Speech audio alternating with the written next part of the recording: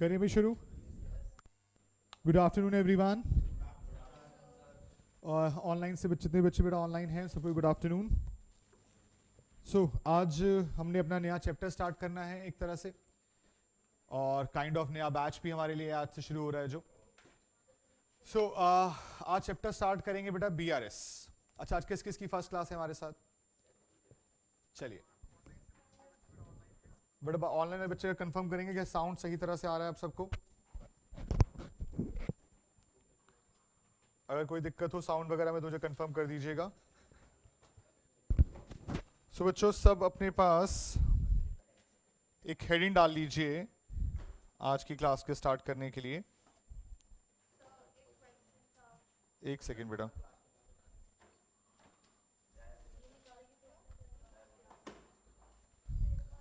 हाँ जी बताओ।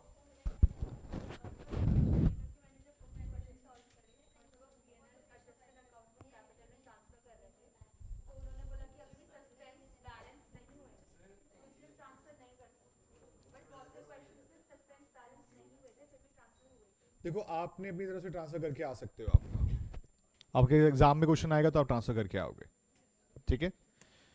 चलिए गुड आफ्टरनून अभिषेक। सो बच्चों आज सबने ही डाली बेटा अपने पास चैप्टर हम कौन सा स्टार्ट करने वाले हैं? बीआरएस का। प्लीज एक बार सब बच्चे अपने पास हेडिंग डाल लीजिए। और मैं आपको एग्जाम में बताऊं एग्जाम में बीआरएस कितने मार्क्स का आता है आपका। पहले इसका एक बार आप मेरे साथ देखेंगे कि एग्जाम में इसका क्या पास रहा है। हम हर चैप्टर का पहले पास चेक करेंगे, उसके बेसिस पर आगे चला करेंगे। फिलहाल के लिए जो आपके पास इसकी मार्क्स समरी है वो कुछ ऐसी है, ये देखिएगा। आपको पता सीए फाउंडेशन शुरू कब से हुआ था? मई 2018 से। और उसके बाद से अब तक मई 18 हुआ, नवंबर 18 हुआ, जून 19, नवंबर 19, मई 20 का एग्जाम कैंसिल हुआ था ड्यू टू कोविड, एग्जाम नहीं हो पाए थे। और उसके बाद फिर नवंबर 19 के बाद हुआ नवंबर 20 सीधा। नवंबर 20 में 2 बार एग्जाम हुए। ऑप्ट आउट फैसिलिटी आई थी कि भाई एग्जाम इसको अभी देना दे दो वरना बाद में दे देना। तो जैन में एग्जाम दोबारा हुआ था। उसके बाद एक जुलाई का हो चुका है और एक अब दिसंबर में होने वाला है, जो हम एक्सपेक्ट कर रहे हैं कि कितने कितने मार्क्स में टॉपिक उसके आएंगे। आपका अटेम्प्ट है मई 22, तो तब तक दिसंबर का एग्जाम हो चुका होगा। तब चेक कर लेंगे कि भाई कितने कितनी वेटेज और एग्जाम की आ चुकी है। बट फिलहाल जो है उसके अंदर हमने चैप्टर नंबर 2, देखो मैंने फर्स्ट कौन सा रखा हुआ है? ट्रू फॉल्स का, क्योंकि हर एग्जाम में आता है। और कितने मार्क्स का आता है देखो?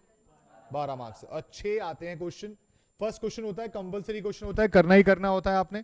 और वो 2 मार्क्स ईच होता है, जिसमें आपको ट्रू फॉल्स लिखना है और साथ में रीजन भी लिखना है। अगर आप रीजन नहीं लिख रहे हैं तो इसका मतलब वो ट्रू फॉल्स गलत है आपके लिए, उसके मार्क्स नहीं मिल पाएंगे आपको। ट्रू फॉल्स ना लिखकर साथ साथ उसका रीजन भी मेंशन करेंगे। उसके अलावा फिर है हमारे पास एक और चैप्टर, कौन सा? बीआरएस, जो हम अभी यहाँ पे करने वाले हैं। चेक करना कितने मार्क्स में आया हुआ है। अटेम्प्ट भी दिखाता हूँ साथ साथ। मई 18 10, नवंबर 18 10, जून 19 10, नवंबर 19 10, नवंबर 20 10, जैन 21, जुलाई 21, दिसंबर का भी मैं उम्मीद कर रहा हूं कि 5 तक का तो आएगा, आने को 10 में भी आ जाए। तो अगर स्टार्टिंग की बात करूं तो पहले 5 अटेम्प्ट में कितने मार्क्स में आया? 10 10 10। फिर पिछले 2 अटेम्प्ट से थोड़ी सी कंजूसी करनी शुरू करिए, 4 5 में डालना शुरू किया। तो 4 5 तो है, पेपर में आना भी है कंपलसरी ऑलमोस्ट। तो इसके लिए मांग चलते हैं कि एग्जाम में एक पैसे ये आपके एग्जाम में आना ही आना है। अब 4 में आए, 5 में आए, 10 में आए, वो आपके ऊपर है, आपकी किस्मत है। आता कहां से है? 90% क्वेश्चन आता है आईसीआई के स्टडी मटेरियल से। लेकिन ये चैप्टर ऐसा है कि इसके क्वेश्चन बाहर से भी आसानी से बन जाता है। आपने 11th क्लास में बीआरएस पढ़ा था, वो हमने पढ़ना है। उसके अलावा एक नया टॉपिक और ऐड हो जाता है जो आपकी 11th की बुक में होता था लेकिन स्कूल वाले कराते नहीं थे। मैं आपको टॉपिक का नाम बोलता हूं, अमेंडेड कैश बुक, शायद सुना हो सकते, अदरवाइज हम यहां पे भी करेंगे। आपके पूरे कोर्स के अंदर कुछ ना कुछ ऐसा ही पार्ट है, कुछ 11th वाला है, कुछ 12th वाला है, कुछ उसमें लेवल बढ़ गया है, और कुछ बिल्कुल ही नया है जो आपने पहले कभी नहीं पढ़ा। ठीक है, तो हमारा हमेशा काम क्या रहेगा? पहले हम 11 12 वाला अच्छे से करेंगे, उसके बाद अपने नेक्स्ट वाले लेवल पे चलेंगे। एग्जाम में कौन सा आएगा? कोई भी आ सकता है, 11 12 लेवल का भी आ सकता है, नया लेवल का भी आ सकता है। तो आपको दोनों के लिए प्रिपेयर रहना है। एक और चीज जो आपको जाननी जरूरी है, जो ICAI कहता है अपनी तरफ से, ये देखिए जो उन्होंने बना रखा है, पेपर नंबर, ये देखिए foundation paper 1, principle and practice of accounting. Actually में नाम ये है हमारे सब्जेक्ट का, हम अकाउंट्स बोल देते हैं लेकिन एक्चुअली में नाम ये है। कितने मार्क्स में थ्योरी पार्ट है? 5 से 10% का। 25 से 30%। चेक करना क्या क्या लिखा हुआ है। बुक्स ऑफ अकाउंट, जी नहीं आती एग्जाम में। प्रिपरेशन ऑफ ट्रायल बैलेंस नहीं आता। क्या आता है? रेक्टिफिकेशन ऑफ एरर, यानी कि एक ये टॉपिक, उसके बाद दूसरा कौन सा है बेटा? BRS, अभी खत्म नहीं हुआ लेकिन। उसके बाद आपके पास है एक ये टॉपिक जो आपने पढ़ रखा है, कौन सा? डेप्रीसिएशन। ये तीनों कौन से क्लास के हुए आपके? 11th के, लेकिन तीनों में नई नई चीजें भी हैं। और एक पूरा नया टॉपिक कौन सा? इन्वेंट्रीज। अब ये BRS, ROE, इन्वेंट्री और डेप्रीसिएशन, ये चार कितने मार्क्स में डाले गए हैं? 25 to 30। अब इस 25 से 30 के बीच में आपके एग्जाम में कौन सा कितने मार्क्स में आएगा, ये आपकी किस्मत। चार में से तीन जरूर आएंगे, inventory, depreciation, BRS, ROE। Mostly trend ये रहा है कि BRS और ROE तो हर बार आया है, इन्वेंट्री को कई बार स्किप कर जाते हैं। ये देखो एक बार ध्यान से,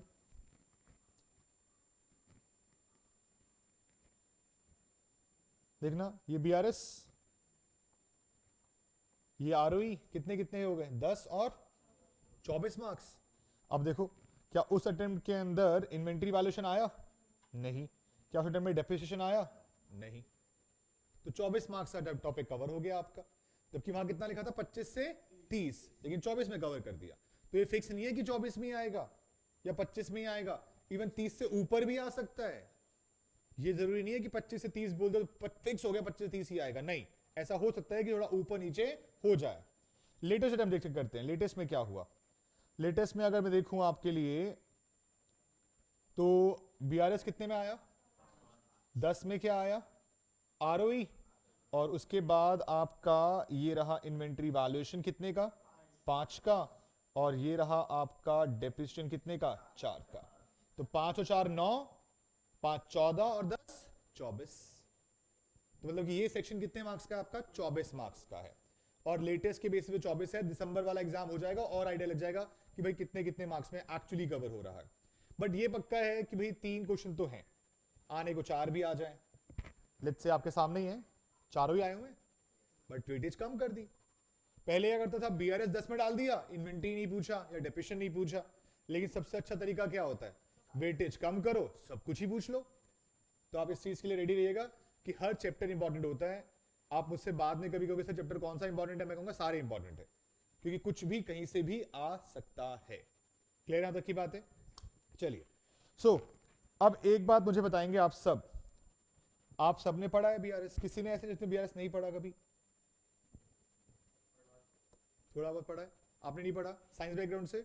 चलिए, पॉइंट इज कि अब हमें यहां पर BRS ऐसे ही पढ़ना है जैसे हम पहली बार पढ़ रहे हैं। तो हमारा इससे कोई दिक्कत वाली बात नहीं है कि आपने पढ़ा या नहीं पढ़ा। मैंने ऐसे ही पढ़ाना है कि आपको पहली बार ही पढ़ाया जा रहा है। लेकिन BRS पे चलने से पहले ना कुछ और बातें भी जानना जरूरी है। किस चीज के रिगार्डिंग? BRS की फुल फॉर्म तो पता है ना हमें? क्या? Bank reconciliation statement. और वेटेज कितनी हो गई? 4 से 10 मार्क्स की। अब आप मुझे सिर्फ बताओ कि रिकंसिलेशन का मतलब क्या?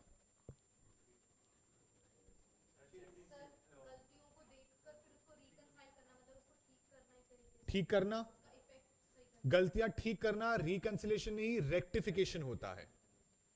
टॉपिक का नाम बैंक रेक्टिफिकेशन स्टेटमेंट नहीं है, क्या है? रिकंसिलेशन स्टेटमेंट है। आइडेंटिफाई करना एक चीज कह सकते हैं, लेकिन आइडेंटिफाई के अलावा भी एक काम और होता है। आइडेंटिफाई तो करेंगे ही करेंगे हम, हाँ, मैच करना। हम एक कह सकते हैं वर्ड, मैच करना, मिलाना। किसको किससे मिलाना, उसके बारे में बात करते हैं डिटेल में स्टार्टिंग से। आ जाओ सब बच्चे ध्यान सुनना। क्या आप सबने एक चैप्टर पढ़ा है बचपन में? Cash book. कितने कॉलम वाली कैश बुक हुआ करती थी? एक हुआ करती थी सिंगल कॉलम कैश बुक। जिसमें सिर्फ कैश की ट्रांजैक्शन रिकॉर्ड करते थे। फिर एक आपने पढ़ी थी डबल कॉलम कैश बुक, शायद किसी को ट्रिपल कॉलम भी पढ़ने को मिली हो ना। पेटी कैश बुक अलग है। यस, एक डिस्काउंट कॉलम वाली भी होती थी, ऑल्दो 11th क्लास में मोस्टली पढ़ाते नहीं है, लेकिन फिर भी यहां पर थोड़ा सा उसका टच है। हम एक चैप्टर पढ़ेंगे कैश बुक के रिगार्डिंग भी, लेकिन कैश बुक ना इतने अटेम्प्ट हो चुके हैं, एक बार भी एग्जाम में नहीं आया है, बट हम फिर भी ना इतना कवर कर लेते हैं उसके अंदर से कि एग्जाम में आए तो आप कर पाए। ऑल्दो वो थ्योरेटिकल पॉइंट ऑफ व्यू से ट्रू फॉल्स में आ जाएगा, बस इतना हो सकता है, ऑल्दो हमारे इतने काम का नहीं बनता। फिलहाल अब यहां पे आ रहे हैं कैश बुक के बारे में बात कर रहा हूं, और मैं कैश बुक में बात कर रहा हूं पता है किसकी? डबल कॉलम कैश बुक की। डबल कॉलम कैश बुक कुछ याद दिलाता हूं, कुछ ऐसे हम बनाया करते थे इसके फॉर्मेट। मैं डेट वेट पे ध्यान नहीं डाल रहा हूं फिलहाल। ये कैश कॉलम, ये बैंक कॉलम, ये कैश कॉलम, ये बैंक कॉलम, कोई दिक्कत? बेटा बैलेंस ब्रॉट डाउन किधर आएगा? To brought down. Let's say cash में है 10 रुपए, बैंक में कितना? 100। क्लियर है? कोई डाउट तो नहीं? प्लीज। हाँ जी बेटा। बेटा कैश और बैंक दोनों ही हमारे लिए क्या होते हैं? एसेट। और एसेट का बैलेंस क्या होता है? Debit balance. क्या नेगेटिव क्रेडिट साइड भी आ सकता है बैलेंस? किसका? कैश का आ सकता है? नहीं, कैश का कभी नहीं आया, क्योंकि कैश कभी भी नेगेटिव। भाई मेरी जेब में अगर 100 रुपए पड़े हैं तो मेरी जेब से पेमेंट 110 हो पाएगी? 100 ही हो सकती है मैक्सिमम, तो कैश कभी भी नेगेटिव नहीं होगा। एग्री? क्या बैंक नेगेटिव हो सकता है? यस, तो in that case by balance brought down लिखा होगा। अभी फिलहाल लिखा है टू बैलेंस ब्रॉट डाउन। चलिए और बातें करते हैं। कहता हूं जी रिसीट है जी, मुझे मिले यहां 50, बैंक में कितने आए? 500। फिर मैंने कुछ पर दी क्या? पेमेंट्स। मैंने जी कर दी पेमेंट 40, यहां से कितनी हो गई? 400। बताइए जी मेरा बैलेंस कैरेट डाउन।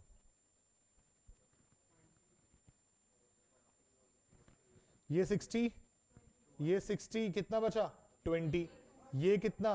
600, 600, ये कितना? 200। ये जब मैं 20 बोल रहा हूं तो इसका क्या मतलब हुआ? ये 20 रुपए ईयर एंड पे, जो भी लास्ट डेट जिससे मैं बना रहा हूं इसको, उस दिन इतना कैश मेरे ऑफिस में होगा, मेरे कैश का क्लोजिंग बैलेंस। 200 का क्या मतलब है? मेरे बैंक में इतना कैश डिपॉजिटेड है ऑलरेडी, मेरा बैंक का बैलेंस 200 रुपए है। क्लियर है यहां तक की बात? अच्छा, ये 20 रुपए है, ये तो मैंने अपने ऑफिस में चेक किया, 20 रुपए ड्रॉर में पड़े थे। ये 200 रुपए मेरे बैंक में है या नहीं, ये कौन बताएगा? पासबुक। किस किस का अकाउंट है? काफी बच्चों का है। चलिए, सो आपके अकाउंट में पैसे हैं थोड़े बहुत जितने भी हैं। अब उस बैंक में जो पैसा पड़ा है आपका, एक तो आपको रोज सुबह या फिर शायद मैसेज आता होगा कभी कभी, जो आप एटीएम से कभी निकालते हो, या फिर जब भी पापा मम्मी डिपॉजिट कराते होंगे, ऐसा कुछ। दूसरा, एक कॉपी पड़ी होगी घर पे, जो बैंक से मिलती है ना बैंक से। वो पासबुक आपके पास है ना? क्या उस पासबुक में आप रोज लिख सकते हो आज मैंने 1 करोड़ रुपए जमा कराया, 2 करोड़ जमा कराए? लिख सकते हो? ऐसा पॉसिबल है? नहीं ना। अच्छा, कैश बुक किसके पास होती है? वो भी हमारे पास होती है। एज अ बिजनेसमैन मैं अपने बुक्स में अपनी रिकॉर्ड मेंटेन करता हूं, कैश बुक भी मेरे पास होती है और पासबुक भी मेरे ही पास होती है। बट मैं सिर्फ कैश बुक में एंट्रियां कर सकता हूं, मैं पासबुक में एंट्री नहीं कर सकता, क्योंकि पासबुक में चेंज करने का राइट सिर्फ किसके पास? बैंक के पास। आप जो आजकल देख रहे हो उसमें सब कुछ कंप्यूटराइज्ड है। आप जाते हो बैंक में देते हो अपनी पासबुक, या फिर शायद मशीन में खुद ही एंट्री करा के आ जाते होगे। लेकिन पहले के जमाने में अकाउंटेंट जो बैंक में बैठते थे वो भी हाथ से लिखा करते थे, फिजिकल मैनुअल पासबुक बनती थी। तो पॉइंट वो पुराना था। हाँ, ऑल्दो हम जो बीआरएस पढ़ने वाले हैं उसमें काफी बातें ऐसी होंगी जो आजकल की लाइफ में प्रैक्टिकली पॉसिबल नहीं होती है, लेकिन हम थियोरेटिकल पॉइंट ऑफ व्यू से पढ़ेंगे उसे। तो पॉइंट कहने का क्या है कि आपके पास एक अपनी कैश बुक है, एक अपनी पासबुक है, लेकिन आप पासबुक में चेंजेस नहीं कर सकते। पासबुक में एंट्री कौन करेगा? सिर्फ बैंक। अब जी ये जो पासबुक है वो भी दिखाती है 200 का ही बैलेंस पड़ा है। कितने का बैलेंस पड़ा है? तो आप भी 200 बोल रहे हैं, बैंक भी 200 बोल रहा है, तो कोई दिक्कत है नहीं। जब दोनों एक जैसे के बराबर बात करेंगे तो कोई दिक्कत नहीं है। दिक्कत शुरू कब होती है? जब ये बैलेंस 200 से ज्यादा हो या फिर क्या हो, कम। ज्यादा हो या कम? अच्छा, ज्यादा हो तो दिक्कत है आपको, अच्छी बात नहीं है फिर तो। ये बैंक में 200 से ज्यादा पैसा पड़ा हुआ है, अच्छी बात है बुरी बात है? हमारी बुक्स में गलत जा रहा है। भाई देखो, ज्यादा हो या कम हो लॉजिकली गलत है, क्यों भाई? कम क्यों है? बराबर होना चाहिए था। तो हमारा काम सिर्फ कैश बुक का बैलेंस और पासबुक के बैलेंस को क्या करना है? रिकंसाइल करना है, मिलाना है। मैं बोल रहा हूं अभी हम ठीक नहीं करने वाले। ठीक करने वाला टॉपिक वही है जो नया हमें सीखना है, जो आपने 11th में नहीं सीखा। यहां पर हम सिर्फ क्या कर रहे हैं कि भाई ये 200 है, ये भी 200 है, बहुत अच्छी बात, कोई दिक्कत नहीं। लेकिन अगर ये 200 है और ये नॉट इक्वल टू 200 है, तो फिर क्या रीजन है कि ये 200 नहीं है? वो रीजन निकाल के दो, रीजन निकाल के दो सिर्फ। ठीक मत करना, ठीक करने का टाइम बाद में आएगा। अभी सिर्फ क्या करना है? मिलाना है। इसका इसके साथ मिलाना काम है, रिकंसिलिएशन का काम है, बस और कुछ नहीं। समझ रहे हैं आप सब? अ पॉइंट इज,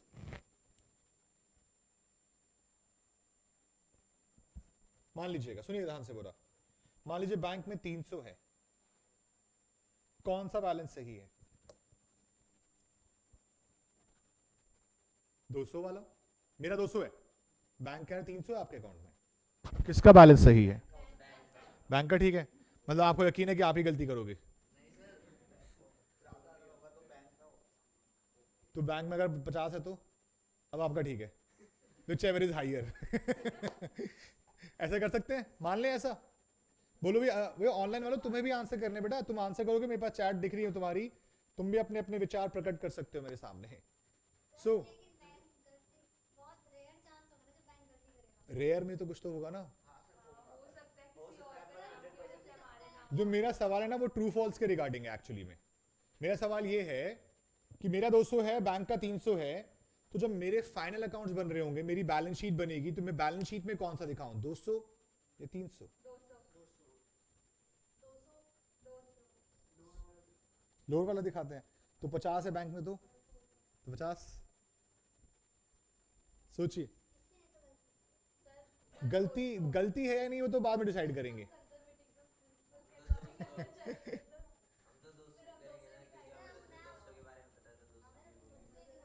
सोचिए, लोअर क्यों? और अगर हायर है तो एडजस्टमेंट तो दोनों केस में हो सकती है।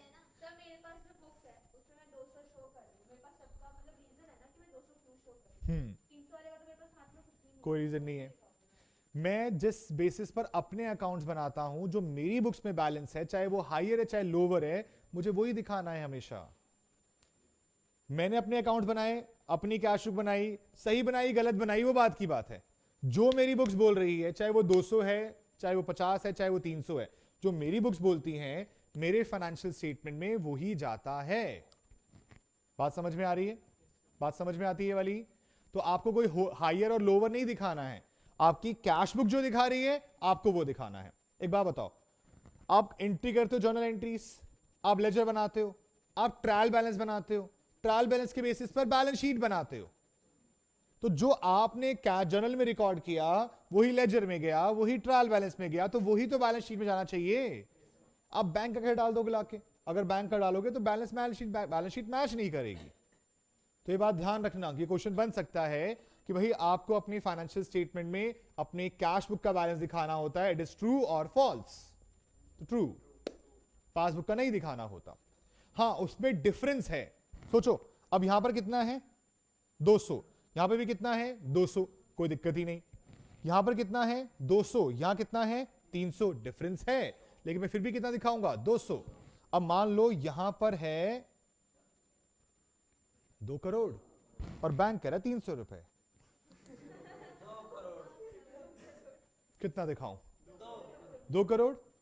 लेकिन ये 2 करोड़ सही है या नहीं है फॉर एग्जाम्पल मान लो ये आप सब ना इन्वेस्टर हो और मेरी कंपनी में आप सबने पैसा लगाया है, मैं कह रहा हूं जी ये लिखो जी 2 करोड़ रुपए पड़ा है कैश या बैंक में पैसा, तो आप लोग तो बड़े खुश हो जाओगे। लेकिन आप में से कहता है सर हम कैसे मान लें कि 2 करोड़ ही पड़ा है, सर पासबुक दिखाओ। मैंने पासबुक दिखाई, वहां कितने दिखे, वैसा देखा, पकड़े गए ना आप। 2 करोड़ दिखा रहे थे, 2 करोड़ कहां है, 2 करोड़ रुपए 300 रुपए पड़े हैं सिर्फ। समझ में आई बात। और रिस्क की वाली बात तभी है जब मैं ज्यादा दिखा रहा हूं और बैंक का 300 रुपए पड़े सिर्फ। समझ में आई बात। तो गलती है मेरी, इसका मतलब बोलो गलती है मेरी या नहीं है। सोचो, क्या पता कोई फ्रॉड कर रखा हो, और क्या पता शायद फ्रॉड ना कर रखा हो। क्या पता मैंने 1 करोड़ 99 लाख का एक चेक डाला हुआ है बैंक में जो अभी तक बैंक में क्लियर, तो मैं तो ठीक था। इसका मतलब यही बताने के लिए तो बीआरएस बनानी है। ये बात जब आपने मुझसे पूछी कि सर ये डिफरेंस क्यों है, मैं कहूंगा ये देखो ये रहा बीआरएस, ये रहा वो चेक नंबर जो मैंने बैंक में डाल दिया है, लेकिन अभी तक बैंक में क्लियर नहीं हुआ है। मैं गलत नहीं हूं, हाँ डिफरेंस है मेरे बैलेंस में। बात समझ में आई। और अगर मैं गलत होऊंगा तो मेरे पास डिफरेंस का रीजन ही नहीं होगा। तो डिफरेंस का रीजन ढूंढना है।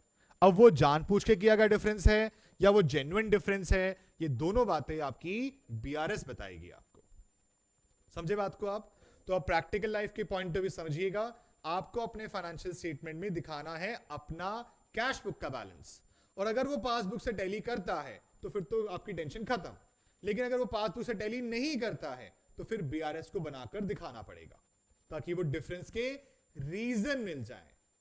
बात समझ में आती है। तो फिर कौन बनाएगा डिफरेंस का रीजन, हम या बैंक। सोचिए, क्या बैंक को जरूरत है कि मेरा बैलेंस मैच नहीं कर रहा है, तो जरूरत मुझे है तो मैं खुद बनाऊंगा। मैं मतलब businessman, account holder, business organization जो भी है, तो जिसके पॉइंट जिसका भी बैंक में अकाउंट है वो खुद बनाएगा। अब उसके बिहार पे उसका अकाउंटेंट बनाए, वो खुद बनाए, वो एक अलग पॉइंट ऑफ व्यू है। यहां तक की बात समझ में आती है, कोई दिक्कत तो नहीं इस बात से। अच्छा बनाऊंगा कब, ईयर एंड 31 मार्च। डिफरेंस यानी कि फिक्स उसी दिन आता होगा। आज 31 मार्च है, 8 डिफरेंस बन जाता हूं, ऐसा कुछ होता होगा। मंथली भी चेक कर सकते हैं। मैं बीआरएस को according to requirement of my final accounts मैं 31 मार्च को बनाता हूं, वहां तो कंपलसरी है बनाना। उसके बाद हर इंसान, हर ऑर्गेनाइजेशन अपने बिजनेस के लिए हर मंथली बेसिस से बना सकता है, मंथली, क्वार्टरली, हाफ ईयरली, जैसा उसका मन करे, जब उसकी बुक्स में डिफरेंस आ रहा हो। अगर उसका कैश बुक पासबुक पूरे साल मैच करता है, मत बनाओ, किसने नहीं मांगा आपसे। अगर मैच नहीं करता, आज मैच नहीं करता, मैं आज बना सकता हूं, कल मैच नहीं करेगा कल बना सकता हूं। जब मैं टीचिंग में प्रॉपर पूरी तरह से नहीं आया था तो मैं एक फर्म में, सीए फर्म में, सीए बनने के बाद जॉब करता था 12 to 5, बस 5 घंटे। तो उस वक्त हमारे पास एक क्लाइंट था, उस क्लाइंट क्या था मैं आपको बताता हूँ। आप सबने सुना होगा, जब आप 12th पास हुए होगे ना, तो आपको बहुत सारे कुछ ऐसे लोग मिले होंगे जो कहते हैं जी चेन वाली कंपनी बनाते हैं, multi level marketing, MLM types. सुना है किसी ने कभी? कोई सेमिनार गलती अटेंड तो नहीं किया किसी का? करना भी मत। वो आपको ऐसे सपने दिखा देंगे 2 साल में तुम करोड़पति बन जाओगे। किसका? अक्षय कुमार का? कौन सा? कौन सी मूवी? अक्षय कुमार की कौन सी मूवी है ऐसी? वो तो हमारे कैरेक्टर है भाई, भूल गया। एमएलएम टाइप की पता नहीं। स्पेशल 26 की बात नहीं हो रही, वो तो क्या नाम है, वो तो हेरा फेरी है, फिर हेरा फेरी 21 दिन में पैसा डबल। वो अलग है। चलिए, सो पॉइंट इज कि उसमें वो कंपनी वही काम करती थी, और उस कंपनी के उस वक्त पर अराउंड 2012 की बात बता रहा हूं मैं आपको, 9 साल हो गए इस बात को। उस वक्त पर 64 बैंक अकाउंट्स थे, 64 bank account different different cities में थे, क्योंकि वो ऑल ओवर इंडिया पे ऑपरेट करते थे। और उस 64 बैंक्स के अंदर रोज के 200 ट्रांजेक्शन थे।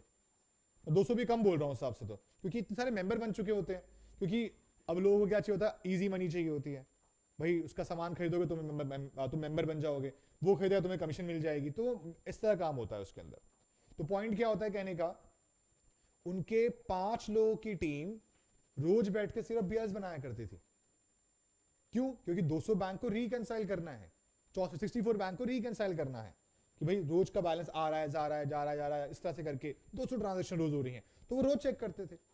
तो BRS according to requirement of the organization है, जो ऑफिशियल रिक्वायरमेंट है, जो लीगल रिक्वायरमेंट है, वो ईयर एंड की है कि भाई ईयर एंड पे आपके बैलेंस रिकंसाइल होने चाहिए।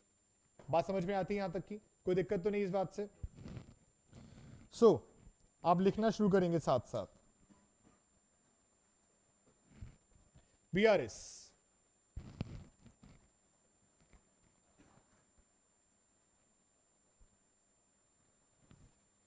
which helps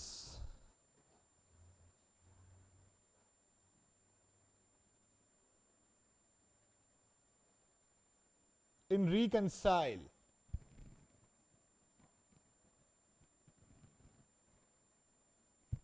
the balance of, which helps in reconcile the balance of cash book का कौन सा बेटा? Cash book bank column with passbook.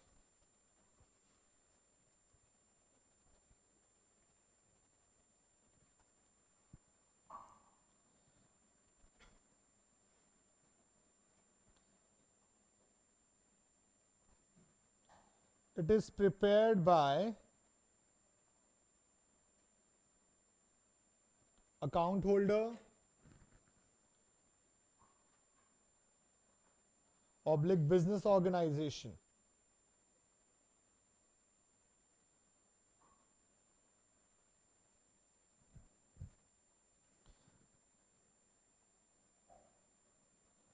according to the requirement.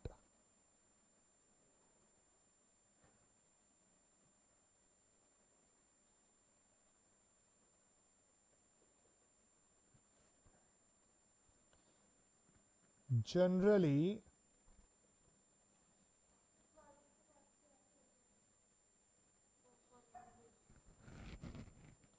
it will be prepared on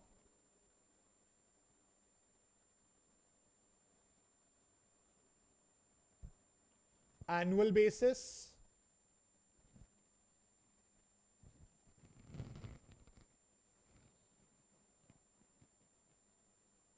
quarterly basis,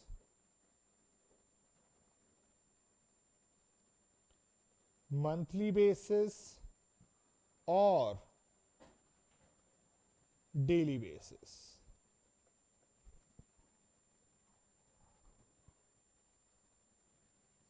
बताइए यहां तक कोई दिक्कत तो नहीं? क्लियर यहां तक की बात?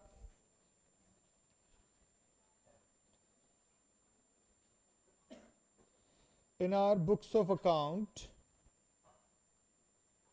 that is in balance sheet, हाँ जी, कौन सा बैलेंस शो करोगे बेटा? कैश बुक और passbook? We will show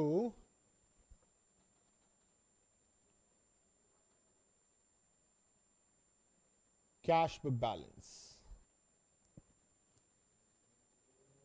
we will show कौन सा बैलेंस बेटा? Cash book balance plus reconciliation statement. देखो हमने वहां तो शो कर दी क्या? कैश बुक बैलेंस शो कर दिया, प्लस साथ में और क्या दिखाना पड़ता है? Reconciliation statement for differences.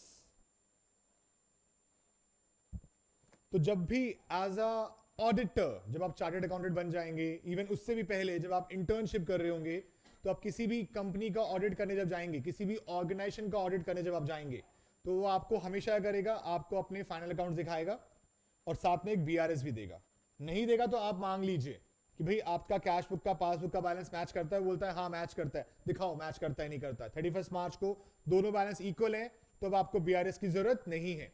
लेकिन अगर 31 मार्च को कैश बुक और पासबुक का बैलेंस मैच नहीं करता है तो आप उससे इसके अलावा क्या मांगने वाले हैं कि बीआरएस लेकर आओ, बना रखी नहीं बना रखी. बात समझ में आती है? ऑल्दो आजकल प्रैक्टिकली सब चीजें सिस्टम पे हो जाती हैं, मतलब कि वो आपको बैलेंस दिखाएगा, पासबुक से मैच कराएगा, डिफरेंस है तो उसी सिस्टम के अंदर ही टेक्निक दिख जाएगी कि बीआरएस बनी हुई है. ऐसे सिस्टम भी आते हैं. बोलो जी, यहां तक का नोट करा सबने? क्लियर यहां तक की बात?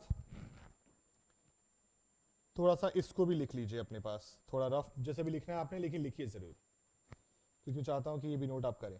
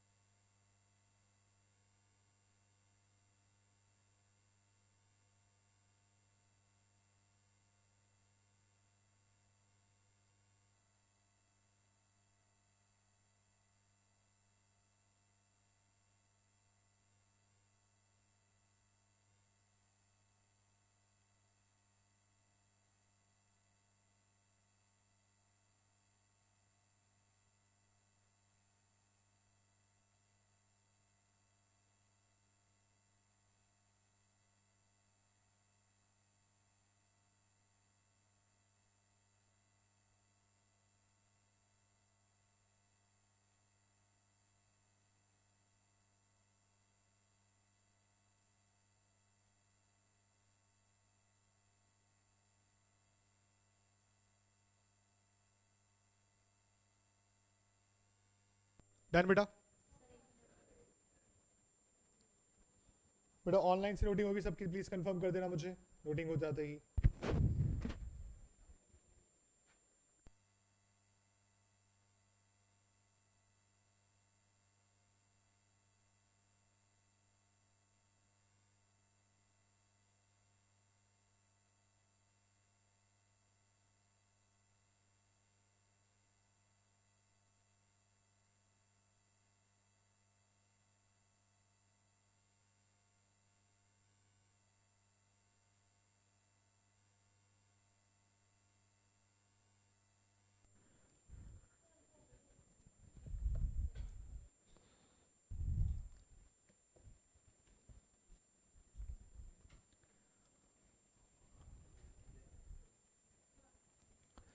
डन बेटा, सबका हो गया कंप्लीट? करेंगे आगे शुरू। सो एक ये बेसिक एक छोटा सा इंट्रोडक्शन इस चीज के रिगार्डिंग कि हमें क्या हम करने वाले हैं, कैसे करने वाले हैं वो समझेंगे। हो सकता है कि आपने 11th में थोड़ा सा इसको याद करने की कोशिश की हो कि ये वाला होगा तो प्लस होगा, ये वाला होगा तो माइनस होगा, तो वो प्लस माइनस से थोड़ा दूर चलना है, समझ के काम करना है और लॉजिकली करना है, ठीक है? सो सबसे पहले समझते हैं इनके बारे में।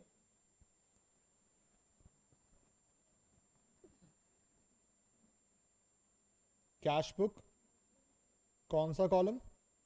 Bank column. और ये है आपकी पासबुक।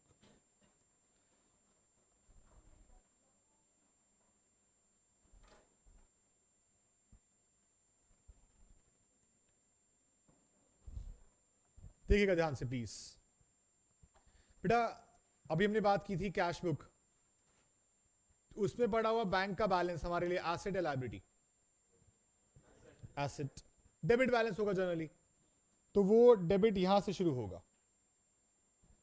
हम क्या लिखेंगे यहां पर? To balance brought down. कोई दिक्कत तो नहीं? इस बैलेंस के और क्या क्या ऑल्टरनेटिव ऑप्शंस हो सकते हैं? इसकी जगह आपको लिखा मिल सकता है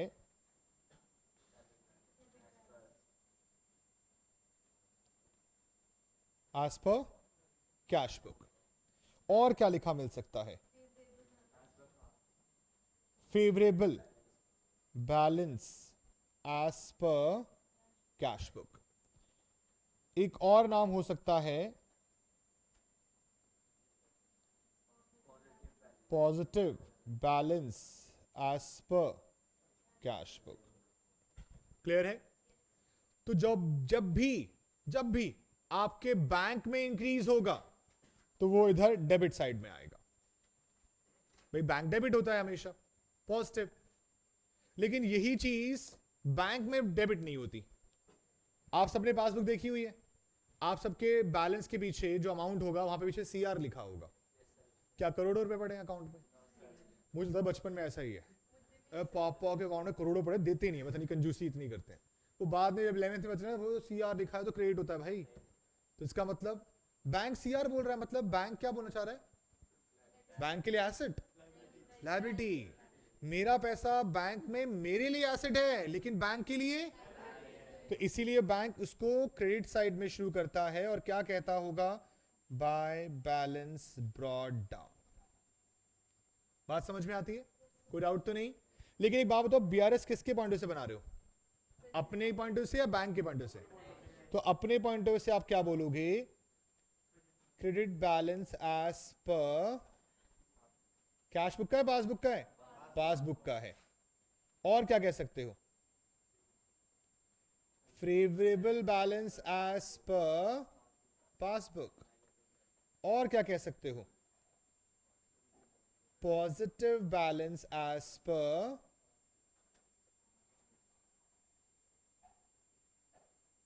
पासबुक। और जब बैंक करेगा तो वो यहां पर पॉजिटिव करेगा, मतलब कि मेरा डेबिट बैंक के क्रेडिट के बराबर है। जब मैं डेबिट करूंगा तो बैंक अपने पास क्या करेगा? क्रेडिट करेगा। बात समझ में आती है? कोई दिक्कत तो नहीं? बैंक ओवरड्राफ्ट का नाम सुना आप सबने? ओवरड्राफ्ट का मतलब क्या होता है? एसेट है लायबिलिटी, और लायबिलिटी का बैलेंस। जब मैं बैंक से एक्स्ट्रा अमाउंट विड्रॉ कर लूं तो वो मुझे बैंक को वापस देना है या नहीं देना है? तो मेरे लिए क्या बन जाएगी? और लायबिलिटी का बैलेंस क्या? तो जी बाय बैलेंस ब्रॉट डाउन। लेकिन अब ये बैलेंस डेबिट होगा या क्रेडिट होगा? क्रेडिट बैलेंस होगा। क्रेडिट बैलेंस एज पर किसके थ्रू? कैश बुक के थ्रू। और क्या कह सकते हैं? अनफेवरेबल या फिर ओवरड्राफ्ट, OD बैलेंस एज पर किसके थ्रू बेटा? Cash book. और इसी को हम कह सकते हैं क्या? Negative balance. किसके थ्रू बेटा? कैश बुक के।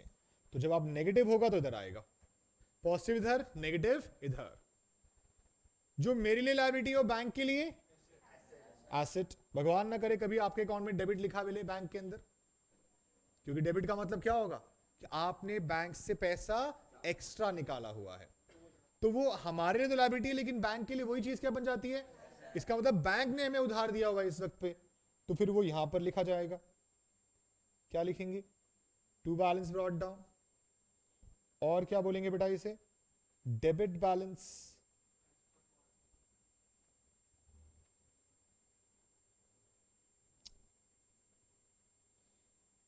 हाँ जी, डेबिट बैलेंस एज पर किसके थ्रू? ये वाला पासबुक के थ्रू। और क्या बोलूं? अनफेवरेबल या फिर overdraft balance as per passbook. और क्या बोलूं? Negative balance as per passbook. और ये क्या बन गया? नेगेटिव। आई बात समझ में? और ये नेगेटिव इस नेगेटिव से मैच करेगा। बात समझ में आती है? बड़ा ही सिंपल तरीका रखूं। सिंपल सी बात ये कहती है, ये क्या है, ये क्या है? अच्छा, जब भी मैं कैश बुक बोल रहा हूं ना, तो मैं कैश बुक में कौन से कॉलम की बात कर रहा हूं? बैंक कॉलम की। मैं कैश बुक में कैश कॉलम की बात कभी नहीं करूंगा जब तक क्वेश्चन ना करवाएगा। मैंने हमेशा क्या बोलना है? कैश बुक का मतलब बैंक कॉलम। और उसका सिंपल तरीका ये, बस ये याद रखना है आपने, साइंस याद रखने हैं। कैश बुक की debit side positive, cash book की क्रेडिट साइड नेगेटिव, पासबुक की डेबिट साइड नेगेटिव, पासबुक की क्रेडिट साइड पॉजिटिव। आई बात समझ में? कोई दिक्कत तो नहीं? यहां से इसको नोट कीजिए एक बारी।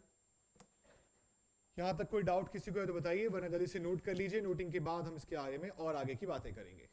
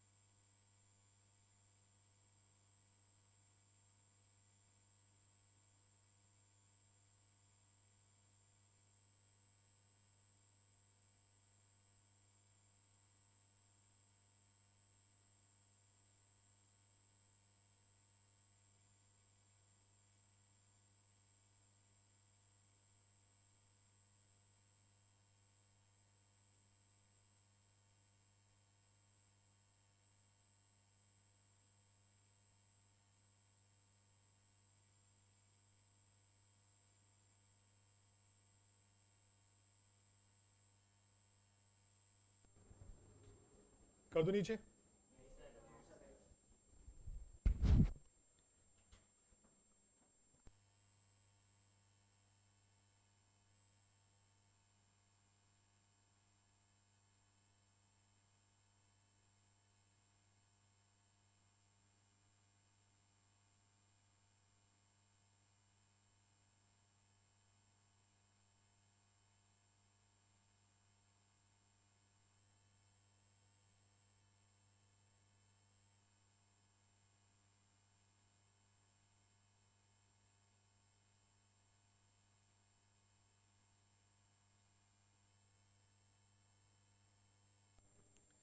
ऐसे नीचे थोड़ा सा ही करना है मुझे, तो हल्का सा लाइन ही दिखानी है बस, और तो कुछ भी नहीं है।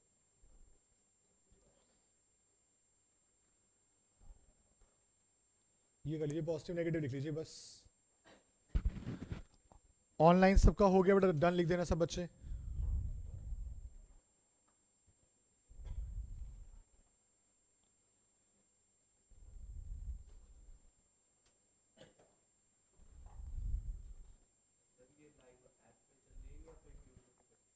ऐप पे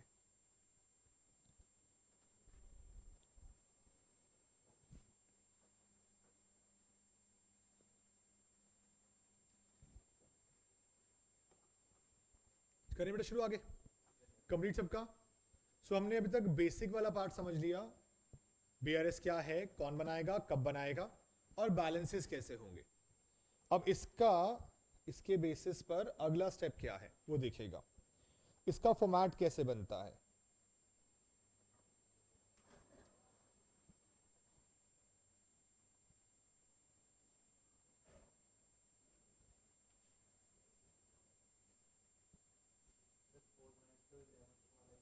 हाँ जी,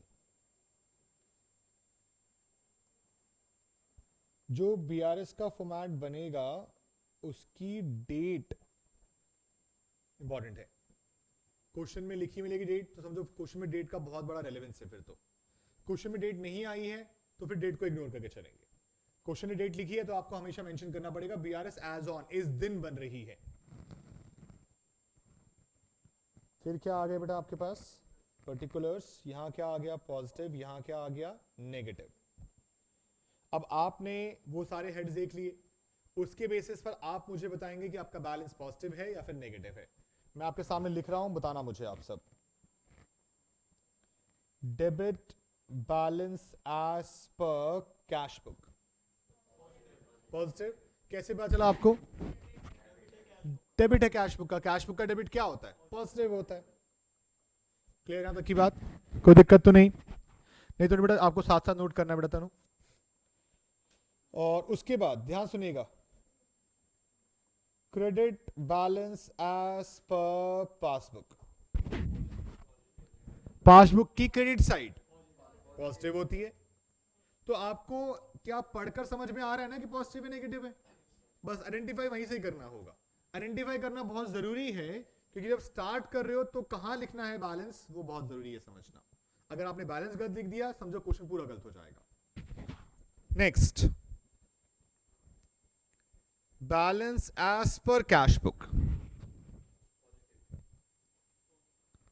balance as per cash book.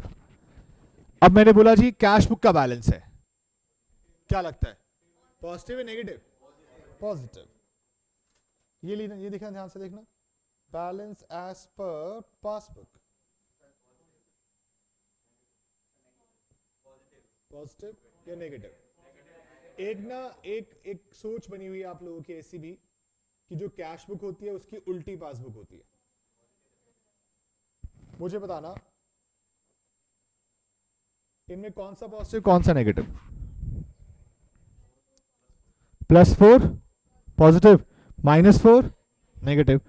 अब बताओ,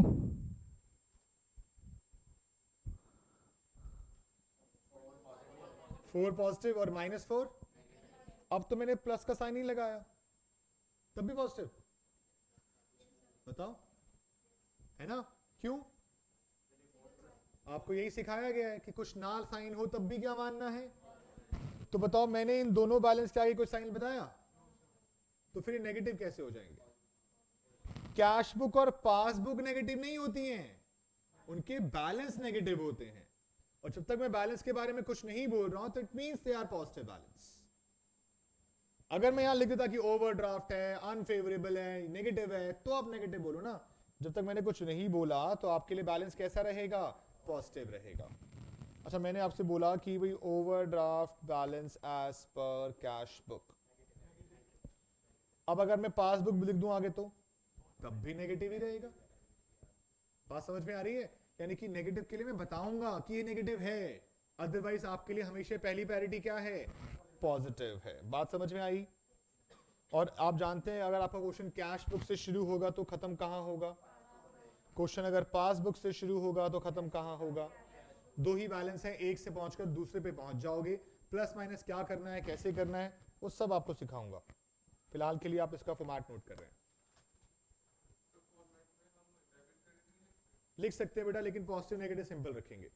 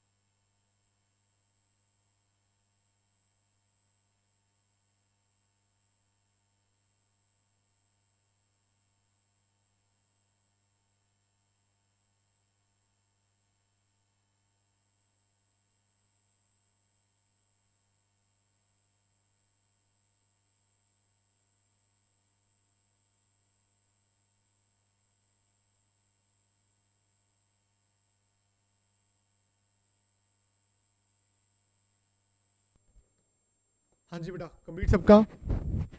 नोटिंग पूरी हो गई? नाउ ये सब बेसिक बेसिक आगे चल रहे हैं धीरे धीरे करके, बट पॉइंट ऑफ डिस्कशन अब ये आएगा कि अगर ये 100 है और ये 150, तो क्या लगता है कितने का डिफरेंस? 50। और 50 का डिफरेंस एक पॉइंट की वजह से होगा। 2 3 4 कितने होंगे? कितने भी हो सकते हैं।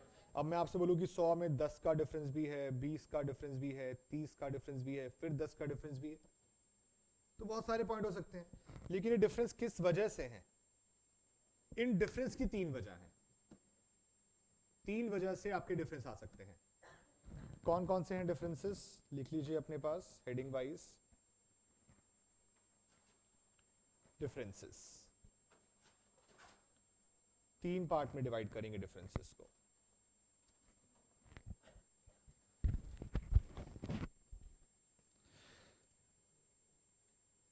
अभिषेक बेटा देखते जाओ, अभी डिफरेंस ही दिखा रहा हूं मैं आपको, डिफरेंस कौन कौन से हो सकते हैं।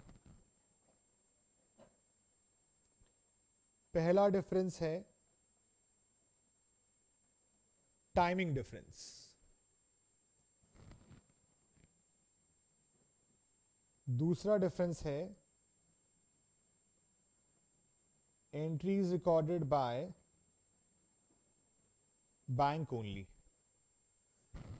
और तीसरा डिफरेंस है एरर्स।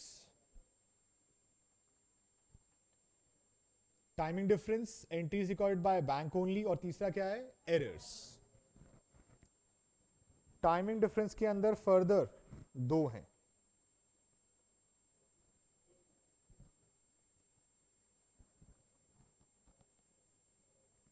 चेक क्या किया है, डिपॉजिट या फिर paid into bank, cheque deposit या फिर paid into bank, but not credited by bank.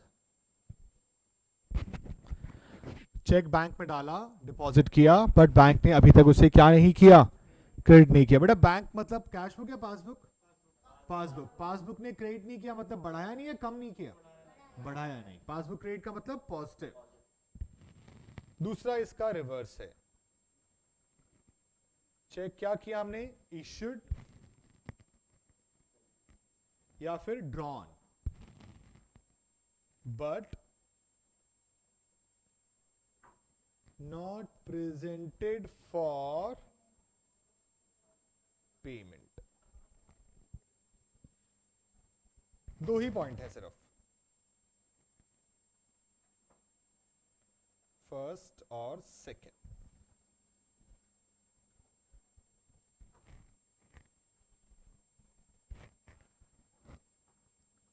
करें शुरू, चेक करें।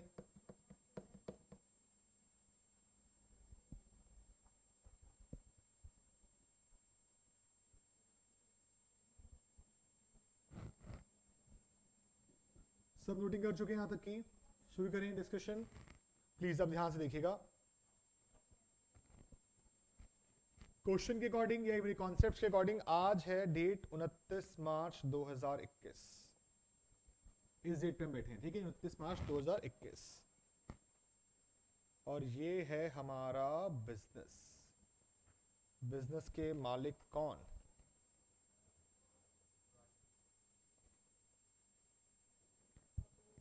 बाबू भैया। कौन है, बाबू भैया। बाबू भैया का एक अकाउंटेंट भी है,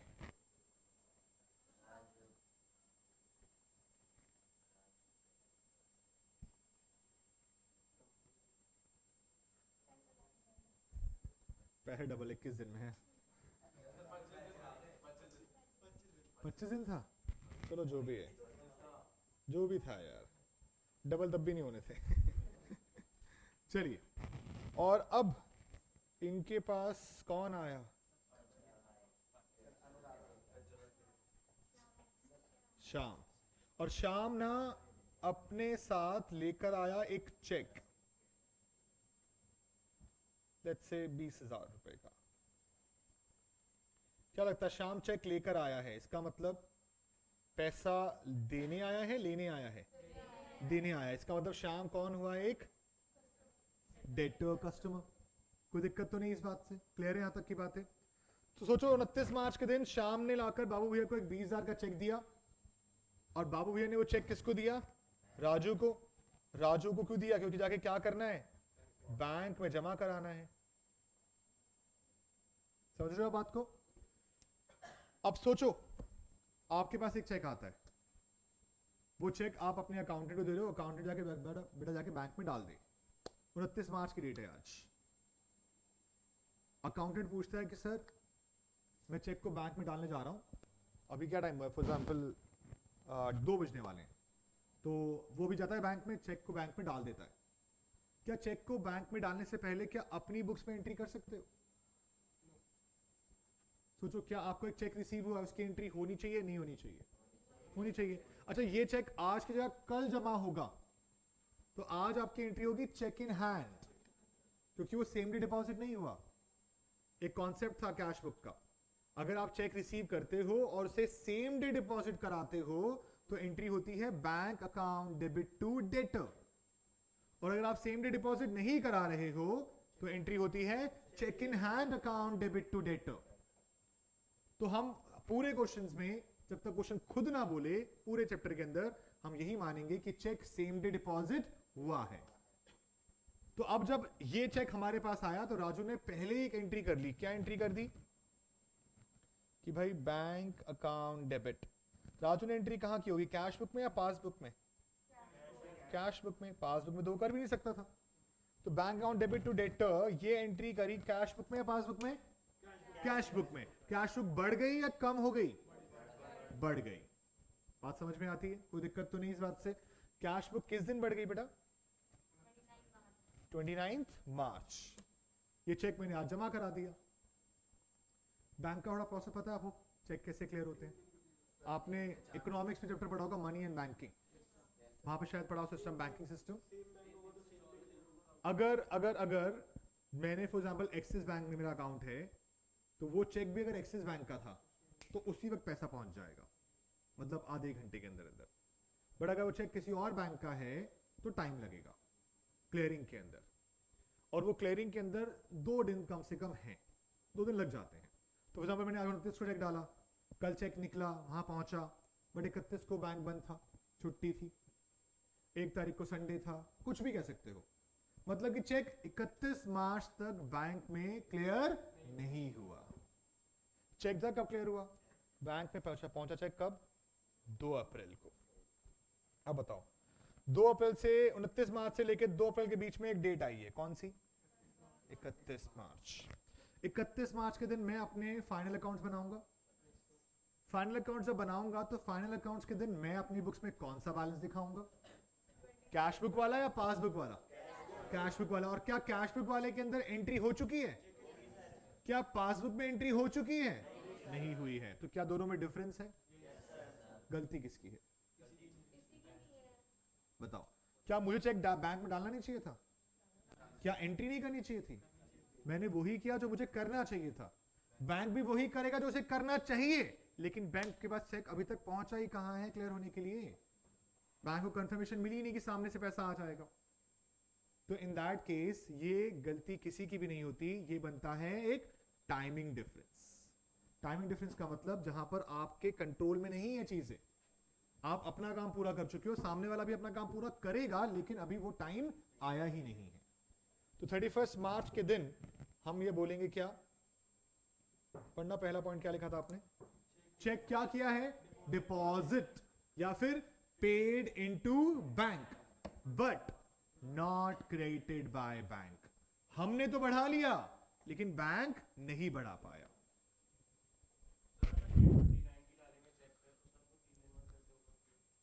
बैंक का चेक 3 महीने के लिए एप्लीकेबल तो डेट डलने के बाद।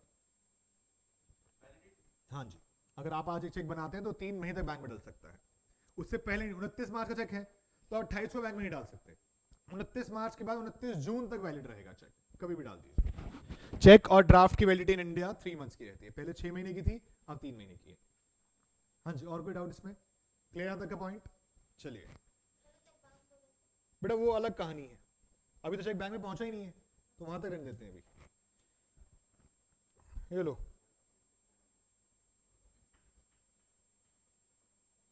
इस बार कौन आया?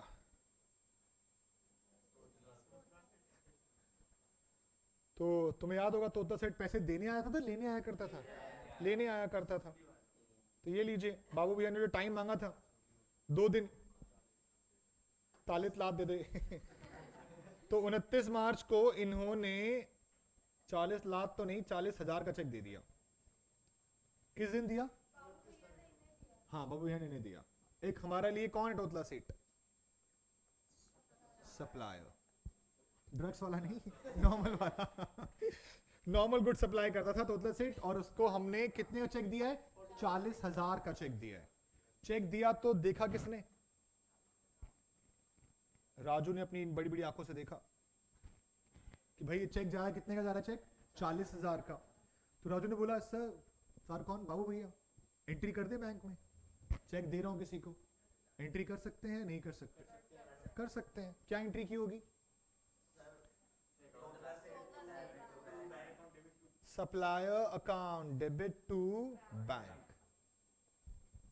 कितने से एंट्री करी होगी? 40,000 से। और सेम चीज उनके लिए भी है, सप्लायर भी जाकर अपने बैंक में डालेगा तो सेम थोड़ी क्लियर हो जाएगा, उसे 2 दिन लगेंगे। उसके भी बैंक में कब क्लियर हुआ? 2 अप्रैल को। तो बीच में फिर से डेट कौन सी आई होगी? 31 मार्च। 31 मार्च तक क्या हमारी कैश बुक के बैंक कॉलम से निकल चुका है? बताओ, कैश बुक के बैंक कॉलम से निकला है नहीं निकला है? निकल चुका है। क्या सामने वाली पार्टी के बैंक में पहुंचा? इसका मतलब हमारे बैंक से निकला होगा? नहीं निकला होगा। मैंने क्या किया है? मैंने किया है चेक इशूड। क्या किया मैंने? चेक इशूड का मतलब चेक किसी को देना, या फिर क्या बोल सकते हो, drawn but not presented for payment. मैं चेक इशू कर चुका हूं, किसी को दे चुका हूं, लेकिन चेक अभी तक बैंक से निकला नहीं है। और ये फिर से क्या है? टाइमिंग डिफरेंस है। इसमें किसकी गलती? किसी की भी नहीं। टाइमिंग डिफरेंस में किसी की गलती नहीं होती है, आप अपना काम पूरा कर देते हो। अगर आप ध्यान से देखो तो बेटा इसमें एंट्री कहां हुई है, इसमें भी एंट्री कहां हो गई है, क्योंकि हमारा अकाउंटेंट एंट्री कर चुका है। और बैंक में एंट्री क्यों नहीं हुई? Just because of timing difference. बात समझ में आती है? कोई दिक्कत तो नहीं किसी को? तो ये दो ही पॉइंट मिलेंगे आपको बार बार, चेक डिपॉजिट वाला और चेक इश्यूड वाला। डिपॉजिट में आप अपनी कैश बुक को बढ़ाते हो, इश्यूड में आप अपनी कैश बुक को कम कर देते हो। लॉजिक समझना। अभी प्लस माइनस नहीं कहा कि प्लस करना है माइनस करना है, मैं सिर्फ बता रहा हूं क्या इफेक्ट आया है अभी तक का। यहां तक कोई डाउट है बताइए, बना आगे चलें। यहां तक का नोट भी कर चुके हो आप लोग? स्टोरी करनी है नोट अभी पहले? तो स्टोरी पहले कर लीजिए एक बारी, उसके बाद फिर आगे चलेंगे। किसी को ऑनलाइन से कोई डाउट है बेटा बता देना मुझे।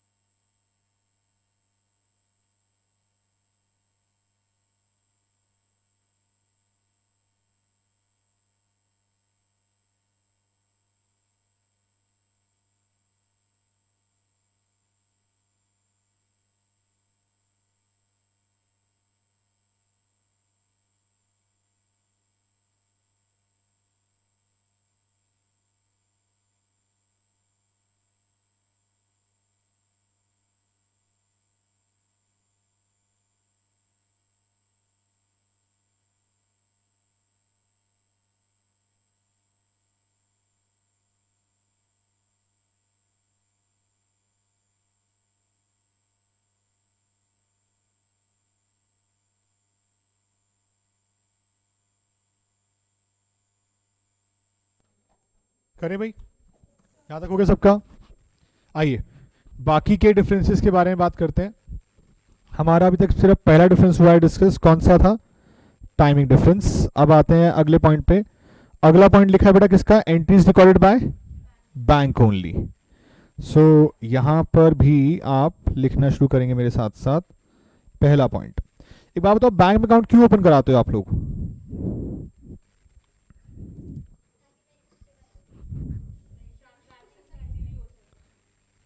ट्रांजैक्शन इजी हो? किस तरह की ट्रांजैक्शंस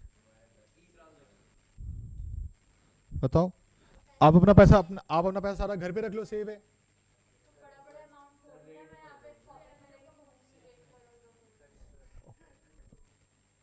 छोटी छोटी बातें नहीं करे, 1 करोड़ 2 करोड़ छोटी छोटी बातें। हाँ जी, चोरी में डर नहीं आता, सेफ रहते हैं यानी कि। और कुछ? इंटरेस्ट, इंटरेस्ट मिलता है? कितना मिलता है इंटरेस्ट? आरबीआई ने बोला हुआ है 3.5% मिनिमम है जो कम से कम देना है। तो 3.5% कितना है ये, कैसा? पर एनम है, जो कि बहुत ही गिरी हुई रिटर्न है, मतलब इससे कुछ भी नहीं मिल रहा है एक्चुअली में। यस, तो अगर आप बैंक में पैसा रखते हैं तो बैंक आपको मैक्सिमम 3.5% यानी कि 1 लाख रुपए अगर आपने बैंक में पूरे साल रखा तो पूरे साल रखने का 3,500 रुपए इंटरेस्ट मिलेगा पूरे साल का। तो ये इंटरेस्ट जब मिलेगा तो किसको पहले पता चलेगा? बैंक को पता चलेगा ऑब्वियसली, अगर बैंक ही कैलकुलेट करता है। हमने कभी खुद कैलकुलेट करके देखा भी नहीं आज तक कितना भी आया। तो ये 3,500 अमाउंट जो भी अमाउंट है ये पहले बैंक ने रिकॉर्ड करना है। और हम उन्हीं पॉइंट्स की बात कर रहे हैं, entries recorded by bank only. अच्छा, इसको हम कब रिकॉर्ड करते होंगे? जब वो पासबुक में रिफ्लेक्ट करेगा, फिर हम उसे कैश बुक में जाकर रिकॉर्ड करते हैं। तो हम ऐसी एंट्रीज की बात कर रहे हैं जो सिर्फ कहां पर हो रखी है? तो बैंक अलाउज या फिर क्रेडिट इंटरेस्ट। सिमिलरली बैंक कुछ चार्जेस भी लेता है, पता है? Bank debit charges. बैंक ने क्या किया? डेबिट किया चार्जेस को भी। उसके अलावा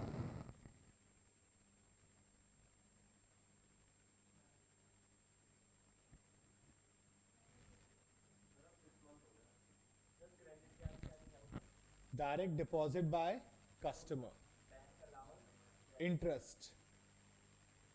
हाँ, क्या हो गया? 6 मंथ्स हो गया मतलब? इंटरेस्ट तो 6 महीने में हर बार मिलता है, बट 3.5% पर एनम है रेट।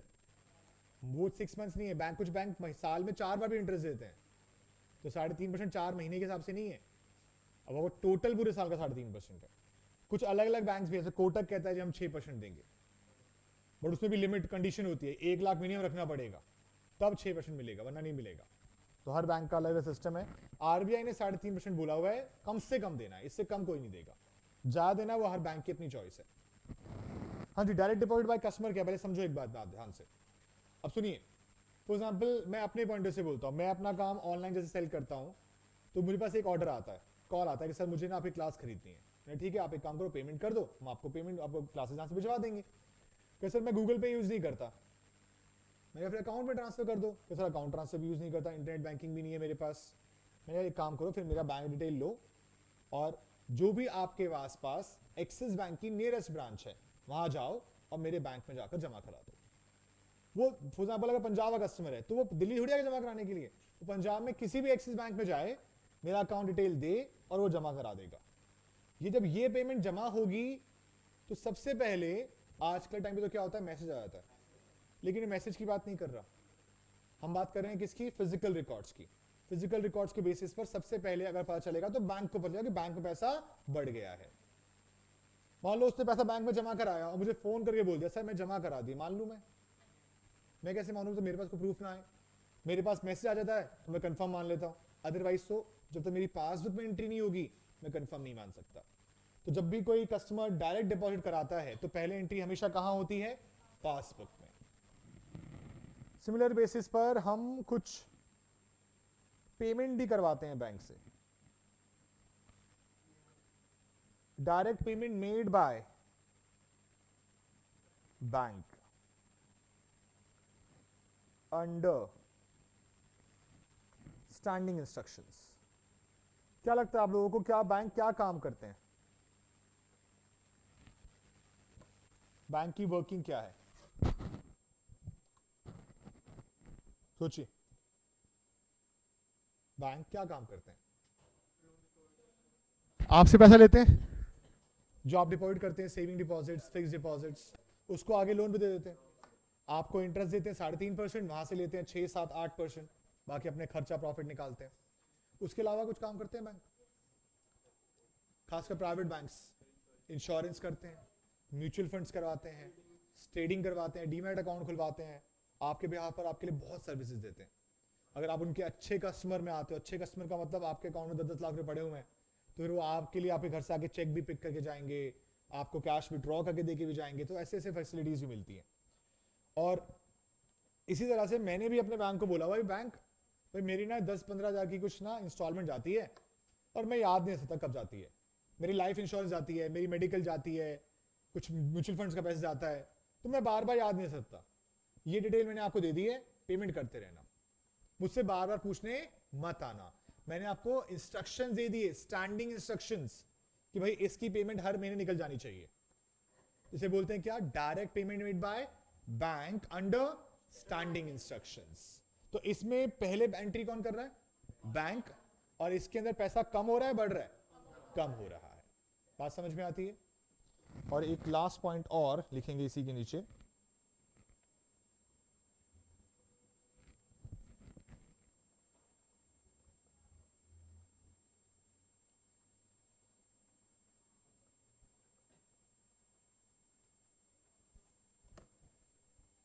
क्या कराया बेटा आपने?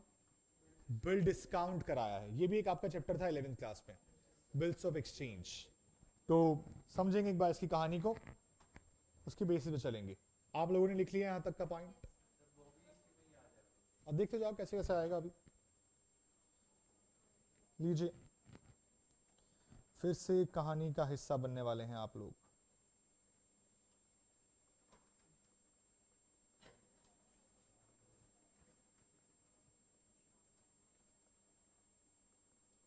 लीजिए बेटा, श्याम ने गुड्स बेचे किसको? राजू को। कितने गुड्स बेचे? 10,000 रुपए के। और किस पे बेचे? क्रेडिट पे। लेकिन शाम को, आज शाम तो राजू का नीचे जानता ही है कि वो पैसे देने में थोड़ा सा ठीक नहीं है। तो अब 10,000 रुपए किसने किससे लेने हैं? शाम ने राजू से। और ये ट्रांजेक्शन क्रेडिट पे हुई है, तो पैसा बाद में आने वाला है। तो शाम ने विश्वास ना करते हुए क्या किया? एक बीआर ड्रॉ किया। हमारे कोर्स में भी चैप्टर है ये वाला, बिल्स ऑफ एक्सचेंज का। सो एक बीआर ड्रॉ किया, और बीआर ड्रॉ करने का मतलब है कि भाई पैसा अब कितने महीने के बाद मिलेगा। क्वेश्चन में टाइम लिखा होता है, 1 महीना, 2 महीना, 3 महीना, जो भी है। लेकिन इस बीच में शाम को करनी थी अपनी बहन की शादी, याद है आपको? ये किसको करनी थी? शाम को नहीं करनी थी, किसी और को करनी, चलो जिसको भी करनी थी। चलो चलो, उसका चाचा आता है। चलो यहां ध्यान दो। शाम को पड़ी जरूरत, 10,000 रुपए उसको चाहिए थे।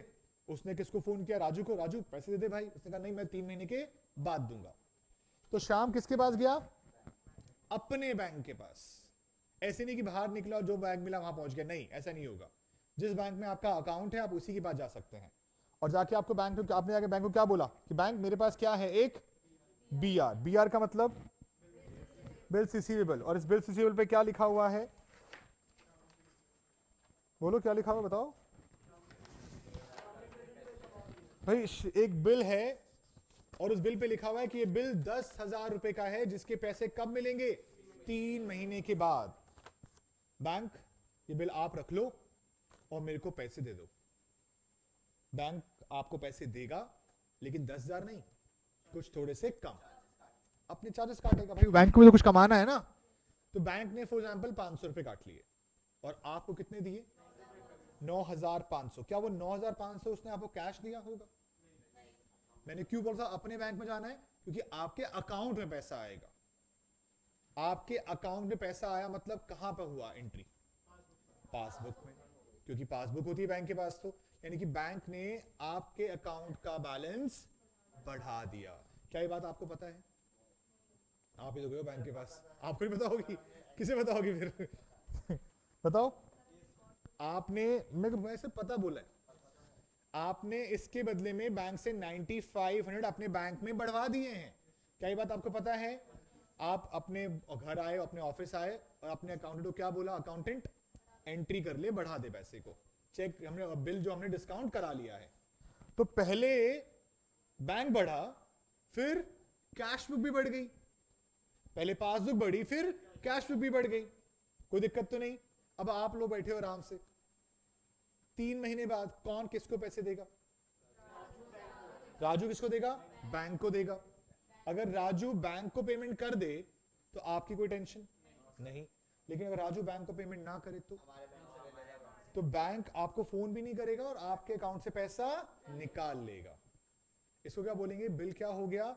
डिसऑनर। बिल क्या हो गया आपका?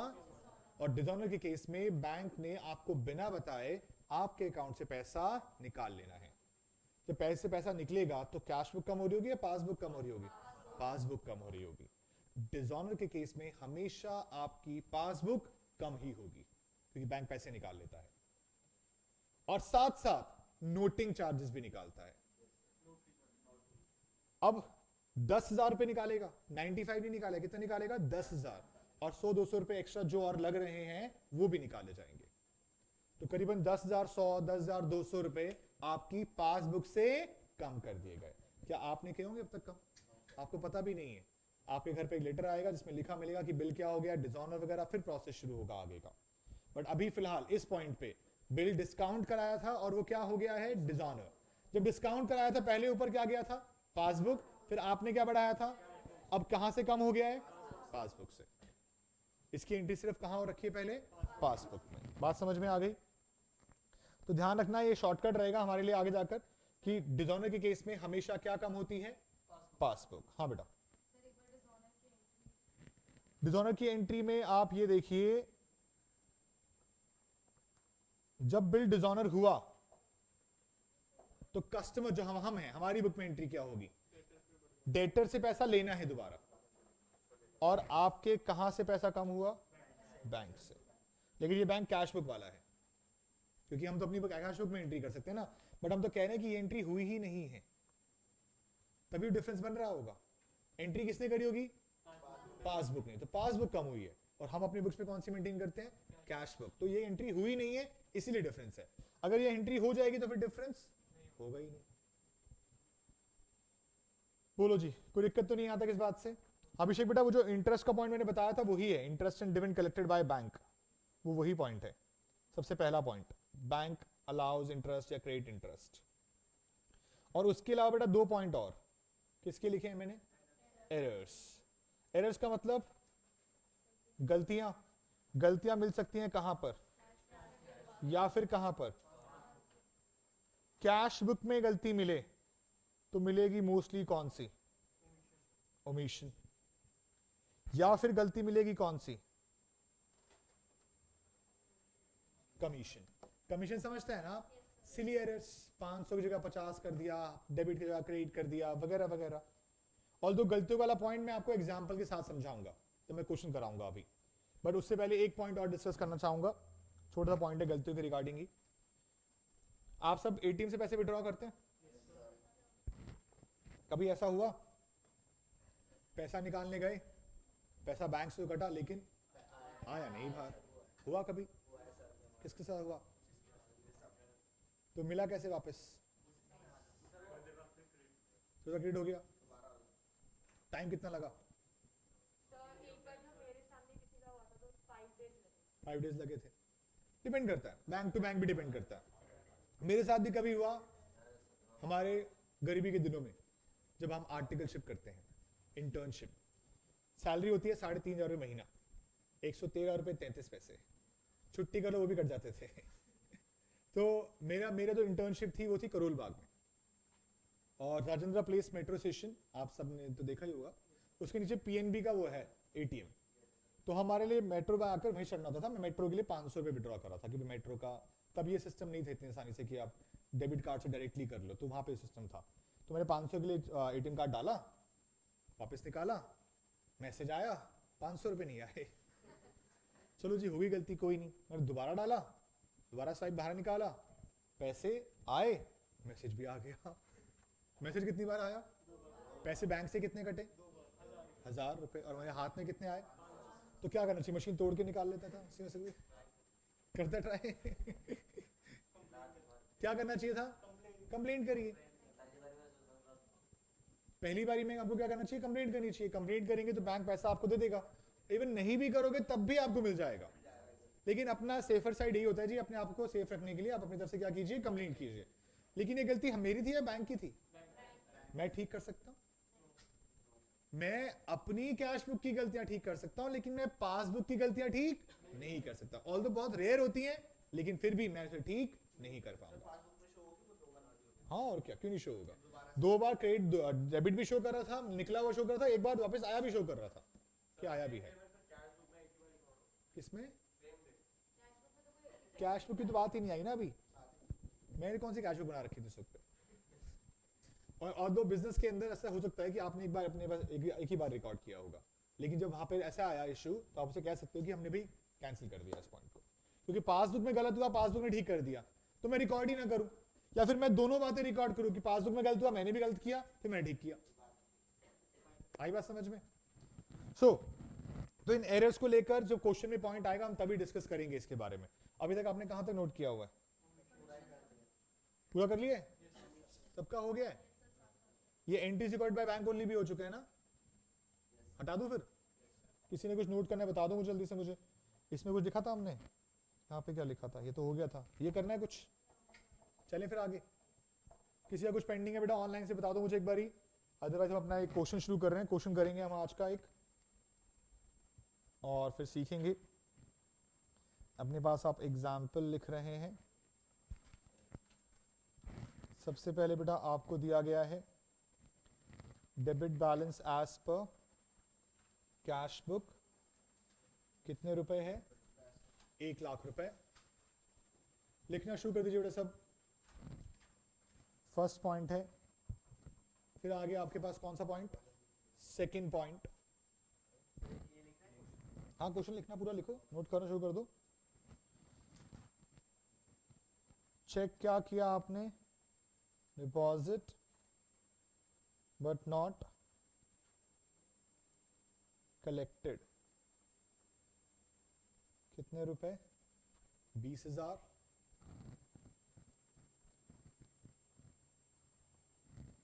चेक क्या किया आपने? इशूड बट नॉट, अभी तक क्या नहीं हुआ है? प्रेजेंटेड। कितने रुपए? 40,000। Fourth point, bank credited interest ₹1,000।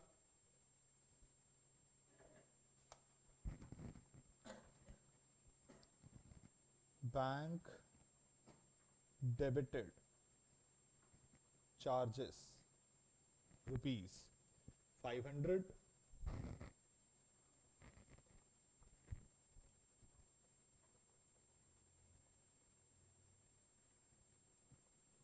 direct deposit by customer into bank ₹5,000।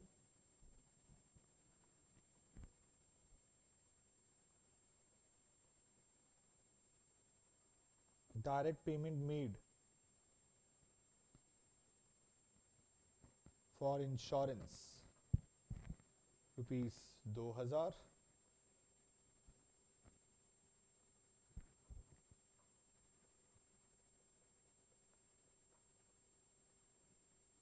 bill discounted for ₹9,500।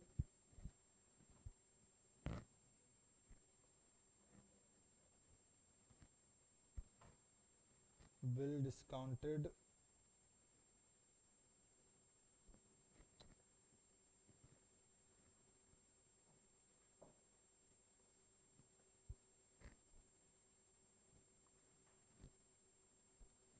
of rupees 10,000 at rupees 9,500 gets dishonor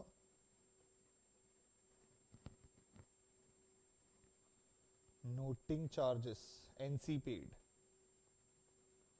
rupees 200 NC noting charges paid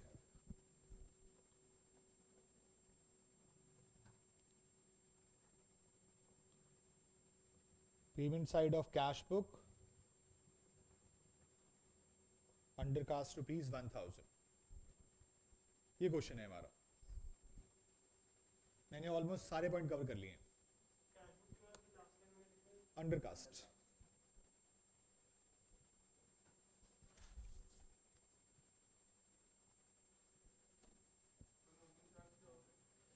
noting charges होते हैं बेटा जब भी आपको बिल डिस्काउंट होता है ना तो एक गवर्नमेंट ऑथराइज वो है अथॉरिटी है नोटरी पब्लिक जो आपके इस बिल के डिसऑनर होने का अश्योरेंस करती है मतलब फिक्स करती है कि हाँ एक्चुअली में रीजन जो है लीगली और क्या कह सकता हूँ मैं उस वर्ड को जेन्युइनली कि आपका ये नोटिंग डिसऑनर हुआ है तो वो उसके चार्जेस लेते हैं आपसे कंफर्म करने के लिए कि भाई हाँ ये बिल डिसऑनर हुआ है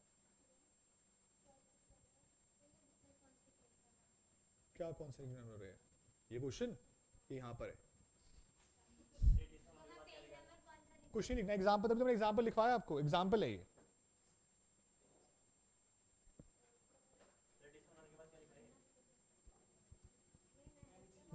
नोटिंग चार्जेस पेड सब नोट कर लिया बताइए मुझे जल्दी करो बेटा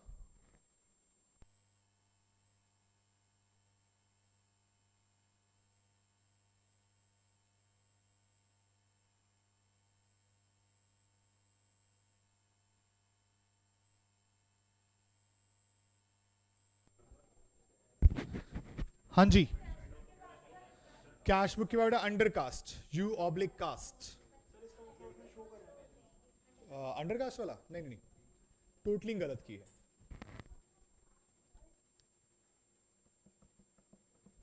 करें बेटा आगे देखें तो अब क्वेश्चन हमें करना है तो क्वेश्चन के लिए सेम पैटर्न पे अपना फॉर्मेट हम बनाएंगे पहले तो मैंने क्वेश्चन में डेट नहीं रखी है अभी फिलहाल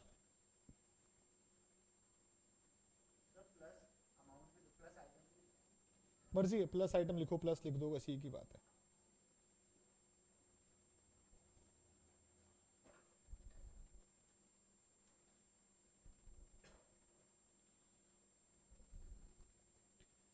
तो जी ये आपका आ गया BRS फिलहाल के लिए पर्टिकुलर्स पॉजिटिव नेगेटिव सबसे पहले आप मुझे बता रहे हैं क्वेश्चन में बैलेंस कौन सा दिया था पॉजिटिव या नेगेटिव क्या था बेटा debit balance as per cash book कितना 1 लाख रुपए कोई दिक्कत तो नहीं है और अब यहां से क्वेश्चन शुरू होगा प्लीज समझना है ध्यान से कहानी यहां से शुरू होगी अब आपकी क्या था सेकंड पॉइंट बेटा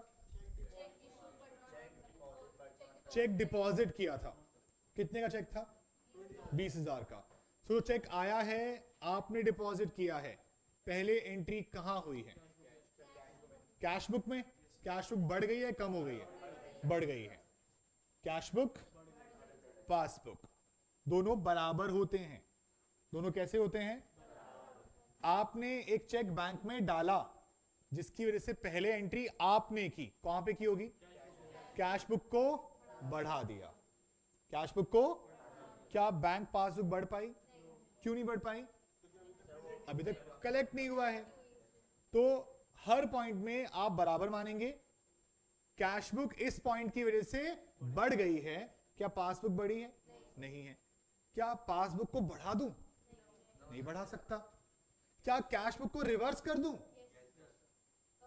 क्यों गलती की हुई है मैंने नहीं मैं फिर से बोलूंगा हम कोई भी चीज अपने अकाउंट्स में नहीं कर रहे हैं ये मेमोरेंडम स्टेटमेंट होती है ये मेरे फाइनेंशियल अकाउंट्स का पार्ट नहीं है ये मेमोरेंडम स्टेटमेंट है जिसमें सिर्फ मैं ये कह रहा हूं कि भाई मैंने बढ़ा रखा है तो मैं इसे कम करके दिखा देता हूं लेकिन अकाउंट्स में नहीं सिर्फ बैलेंस को मैच करने के लिए मैं कोई ठीक भी नहीं कर रहा हूं मैं सिर्फ बता रहा हूं कि भाई कैश बुक ऊपर है पासबुक नीचे है आपने क्वेश्चन स्टार्ट कहां से किया चेक करो आपका क्वेश्चन कहां से स्टार्ट हो रहा है फिर से देखेंगे, 3 स्टेप हैं, ये दोनों इक्वल हैं। पॉइंट का एंट्री कहां पे हुई है? कैश बुक क्या हो गई? बढ़ गई। क्वेश्चन स्टार्ट कहां से किया? जहां से स्टार्ट किया उसी को फ्लक्चुएट करके इसके पास ले आए। ऊपर से नीचे आना है, मतलब पॉजिटिव या नेगेटिव? माइनस। क्या लिखोगे बेटा? चेक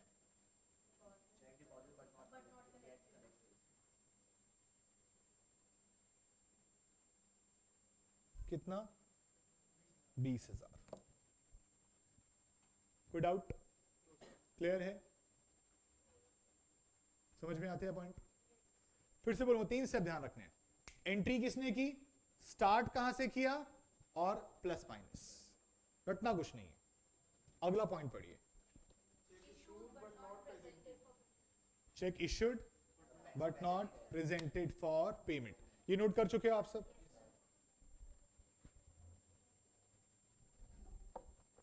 लीजिए फिर से देखते हैं एक बारी, दोनों फिर से बराबर। बताओ पहली एंट्री कहां हुई?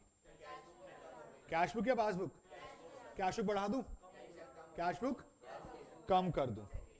कैश बुक नीचे, पासबुक ऊपर। स्टार्ट कहां से किया? कैश बुक से स्टार्ट किया। यही हाथ फ्लक्चुएट होगा जहां से स्टार्ट किया है। अगर मैं पासबुक से स्टार्ट कर रहा हूं क्वेश्चन को, तो पासबुक को फ्लक्चुएट करूंगा। अभी फिलहाल मैं कहां से शुरू कर रहा हूं? क्या करना चाहिए? कैश बुक को पासबुक पे ले जाने के लिए प्लस। कितना प्लस?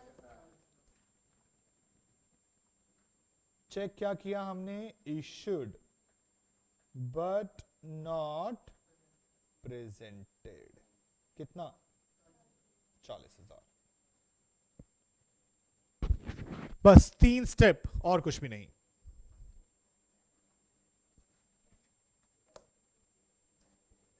बिल्कुल सही अभिषेक, बिल्कुल गुड, बढ़िया। नेक्स्ट पॉइंट बेटा, दोनों फिर से बराबर। अगला पॉइंट पढ़िए।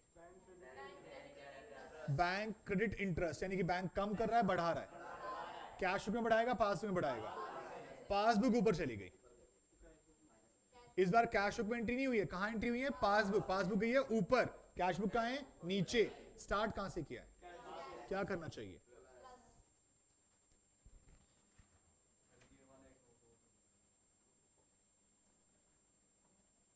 दोनों बराबर हैं, करो ऐसे करो। हाँ, अब पहली एंट्री कहां हुई है? पासबुक बढ़ी है कम हुई है? पासबुक कहां जाएगी? और कैश बुक कहां है? स्टार्ट कहां से किया? कहां से किसको फ्लक्चुएट करेगा? कैश बुक को ऊपर ले जाएगा, नीचे ले जाएगा? कितना आ रहा है बेटा? तो पासबुक के पास से ले जा रहा हूं मैं इसको। मैं तो कैश बुक प्लस करके दिखा रहा हूं। पॉइंट इज कि आप ना कैश बुक में एंट्री कर रहे हो ना पासबुक में एंट्री कर रहे हो, आप सिर्फ डिफरेंस ढूंढ रहे हो बस। दोनों फिर से बराबर बेटा। नेक्स्ट पॉइंट पढ़ो, पॉइंट पढ़ो। बैंक डेबिटेड चार्जेस कहां एंट्री की होगी? पासबुक या कैश बुक? पासबुक। पासबुक कम है ज्यादा? पासबुक नीचे, कैश बुक। स्टार्ट कहां से किया? क्या करना चाहिए?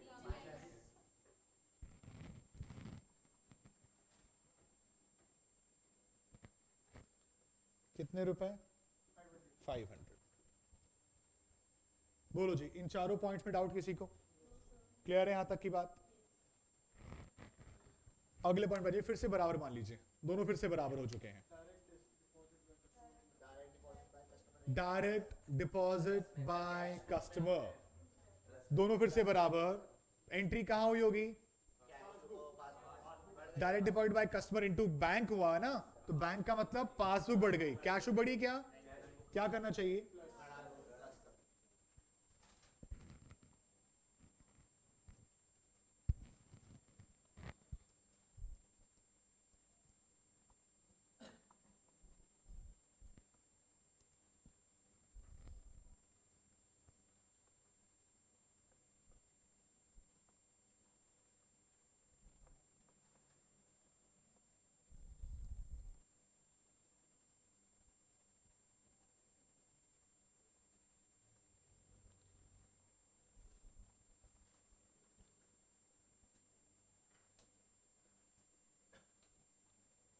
हाँ जी, कितना बढ़ाया था बेटा आपने?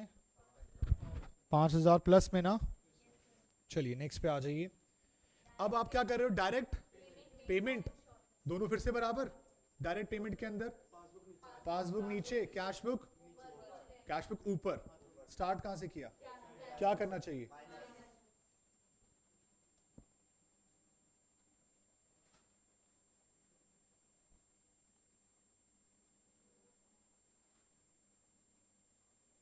अंडरस्टैंडिंग इंस्ट्रक्शंस कितने की थी बेटा?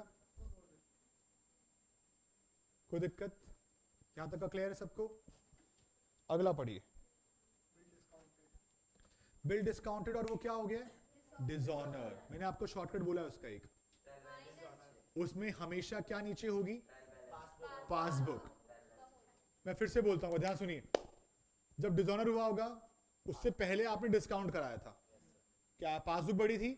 आप घर आए, अपने ऑफिस की कैश बुक बढ़ा दी, और फिर बैंक ने पासबुक से कम, कितना कम? 95, 10,000, 10,200, 10,200, 10,200 बैंक से हो चुके हैं कम, दोनों बराबर। पासबुक गई नीचे, कैश बुक है ऊपर। स्टार्ट कहां से किया? कैश बुक से कर दूं माइनस या प्लस कर दूं? बोलिए। ये पासबुक है फॉर एग्जांपल के लिए, कैश बुक है, पासबुक जा चुकी है नीचे, कैश बुक है ऊपर। स्टार्ट कहां से किया? क्या करेंगे? माइनस।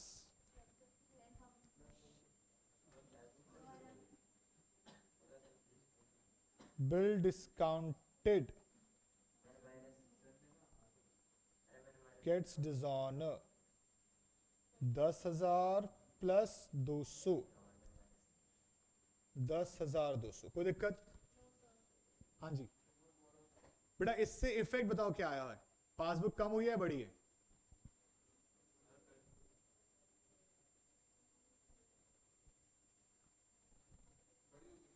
डिसऑनर हुआ बेटा आपका पैसा,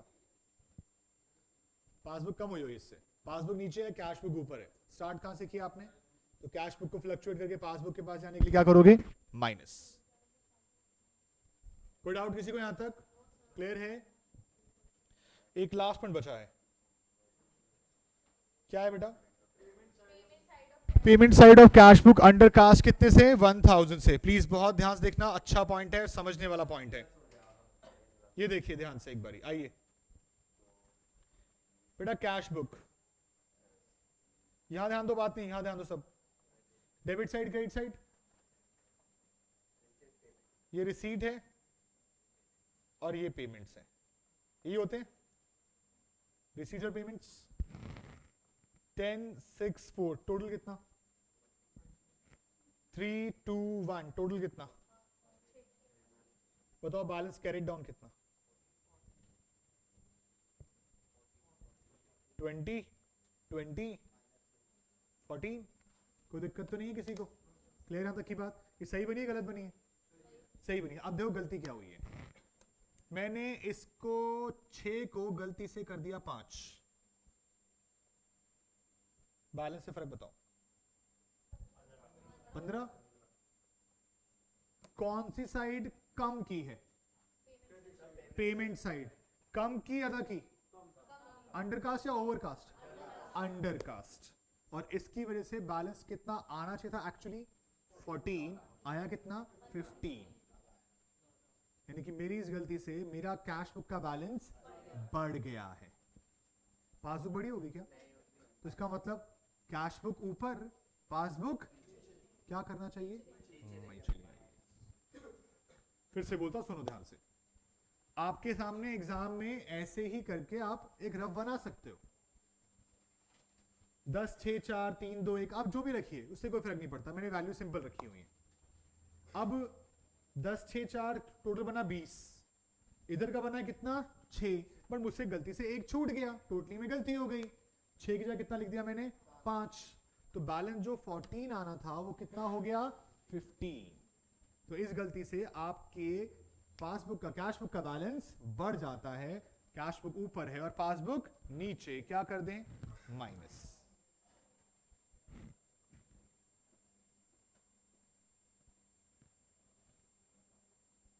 payment side of cash book क्या हुआ है? अंडरकास्ट। कितने से? 1,000 से। कोई दिक्कत किसी को? क्लियर है? सुनिएगा प्लीज एक बारी, यहां देखिए बेटा, क्या ऐसा होता था कि ये 5 की जगह 7 हो जाता? तो बैलेंस कितना आता? सोचो, फिर ऐड माइनस छोड़ दो, सिर्फ समझो कि बैलेंस पे क्या फर्क पड़ा, प्लस माइनस तो बाद की बात है।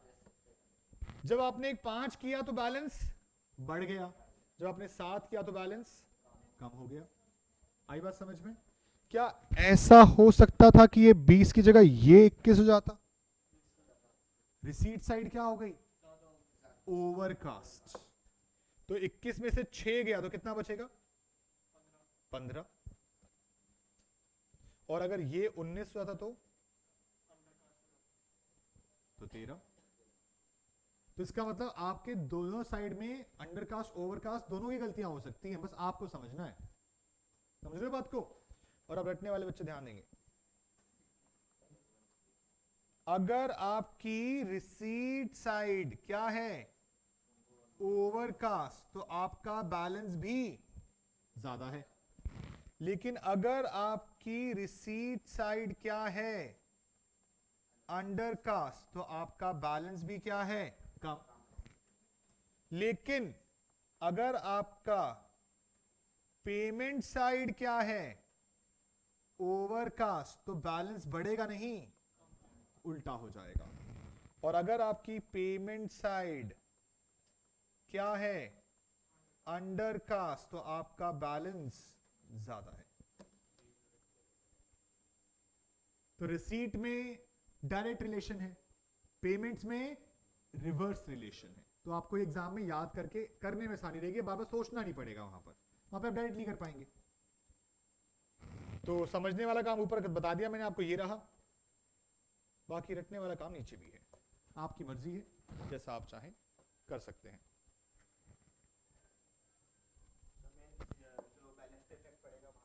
बैलेंस बढ़ेगा कम होगा उसके अकॉर्डिंग देख लो प्लस माइनस क्या करना है। प्लस माइनस याद नहीं करना है, बस ये ध्यान रखिए। वो तो 11th वाले में 11th की नॉलेज मिलेगी, अब सीए में आ गए हो तो समझने वाला काम करना है ना।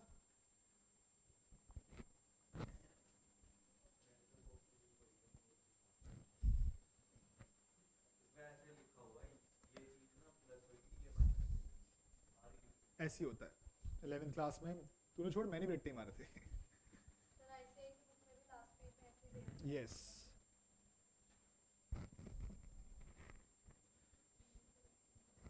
अकाउंट्स बहुत ही अच्छा है सब्जेक्ट है, समझने वाला, लेकिन अगर ना समझाओ तो फिर वो बहुत मुश्किल हो जाता है।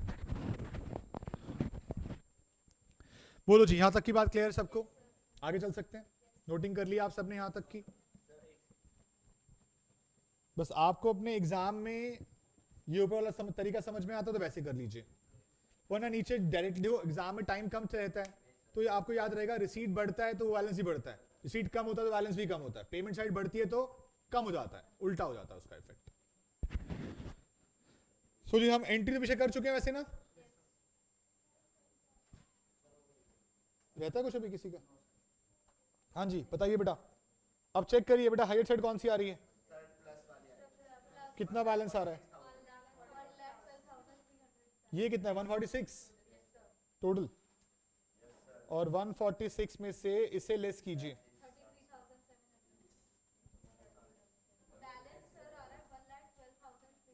1,12,000 यही आ रहा है बेटा। ये कौन सा बैलेंस होगा? Balance as per passbook. अब प्लीज बहुत ध्यान सुनिए, सबने बैलेंस निकाल लिया ना, प्लीज यहां ध्यान दीजिए एक बारी। ये नेगेटिव कॉलम में आया आंसर, ये नेगेटिव बैलेंस है या पॉजिटिव है? नेगेटिव है या पॉजिटिव है? नेगेटिव साइड में आया है, नेगेटिव बैलेंस या पॉजिटिव बैलेंस? पॉजिटिव किस किस को लगता है? नेगेटिव किस किस को लगता है? बाकी को क्या लगता है? समझ नहीं आया कौन सा होगा?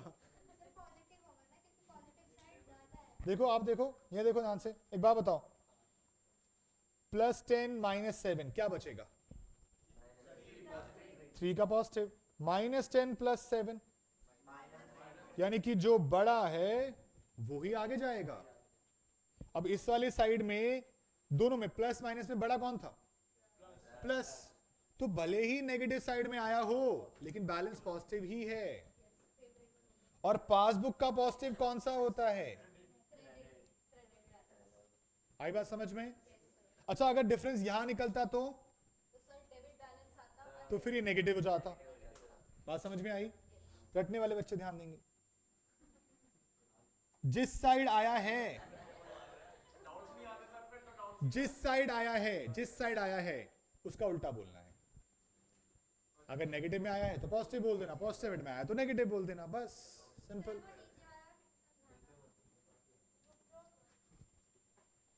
अब बताओ, हमने बैलेंस किसका लिखा? क्योंकि बड़ा 10 था या 7?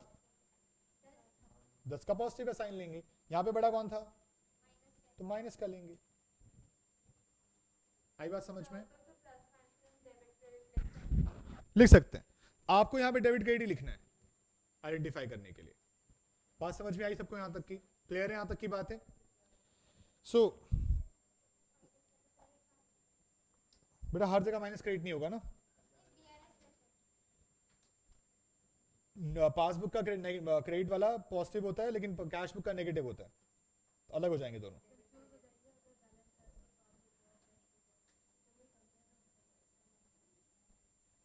अच्छा आप सुनो ध्यान से, मेरा 90% कॉन्सेप्ट खत्म हो गया। आपका काम सिर्फ क्या है? सिर्फ अब क्वेश्चन चाहे स्टार्टिंग पॉजिटिव से हो चाहे नेगेटिव से हो, स्टार्टिंग पॉजिटिव से हो चाहे ये ऐसे ही लेंगे हाथ। बस ध्यान रखना एंट्री किसने की है, एंट्री किसने की है, शुरू कहां से हुआ है और प्लस माइनस। स्टार्टिंग से बिल्कुल फर्क नहीं पड़ता कि स्टार्टिंग कहां से हो रही है, पॉजिटिव से हो रही है नेगेटिव से हो रही है। मैं आपको कुछ क्वेश्चन दे रहा हूं होमवर्क के लिए आज के। बीआरएस आपका बुक में फर्स्ट चैप्टर ही है और उसमें हमारे स्टार्टिंग में कुछ प्रैक्टिकल क्वेश्चंस दिए हुए हैं, अनसॉल्व वाले प्रैक्टिकल क्वेश्चंस ये रहे। यहां देख लीजिए, क्वेश्चन नंबर 1, 2, 3, 4, 4 हैं इस तरह से करके। पेज नंबर बेटा आपका है 3, 4। पेज नंबर 4 पर है क्वेश्चन नंबर 2, 3 और 4। ये 4 करके आने हैं आपने। यस 1, 2, 3, 4 यही होमवर्क है आपका। पेज नंबर 4 ये मेरे अपने क्वेश्चंस हैं अलग से, आईसीए मॉड्यूल पे भी शुरू नहीं कर रहे हैं, आपसे भी 4 प्रैक्टिस करके आएंगे। नेक्स्ट क्लास में हम कुछ और नया सीखेंगे, उसके बेसिस पर आगे चलेंगे हम, ठीक है। लेकिन जब भी आप घर पे होमवर्क करेंगे पहले रिवाइज करेंगे पूरा कॉन्सेप्ट। आज का पूरा कॉन्सेप्ट रिवाइज हो जाएगा, उसके बाद आपने ये वाला पार्ट शुरू करना है, होमवर्क करना है। आप अगर चाहें तो 11th की बुक उठाकर भी वहां से भी कर सकते हैं, उससे और स्ट्रांग ही होगा, कोई दिक्कत नहीं आएगी उस चीज से, ठीक है। बाकी नेक्स्ट क्लास में लेवल बढ़ाएंगे और आगे कंप्लीट करेंगे। किसी का ऑनलाइन से कोई डाउट है बता दीजिए, और जिनका आरओई का डाउट सेक्शन है वो हम नेक्स्ट क्लास के एंड में रखेंगे। जिनका आरओई का कोई डाउट सेक्शन रह गया अगर तो वो तो बाद में होते रहेंगे, आप क्या कर सकते धीरे धीरे।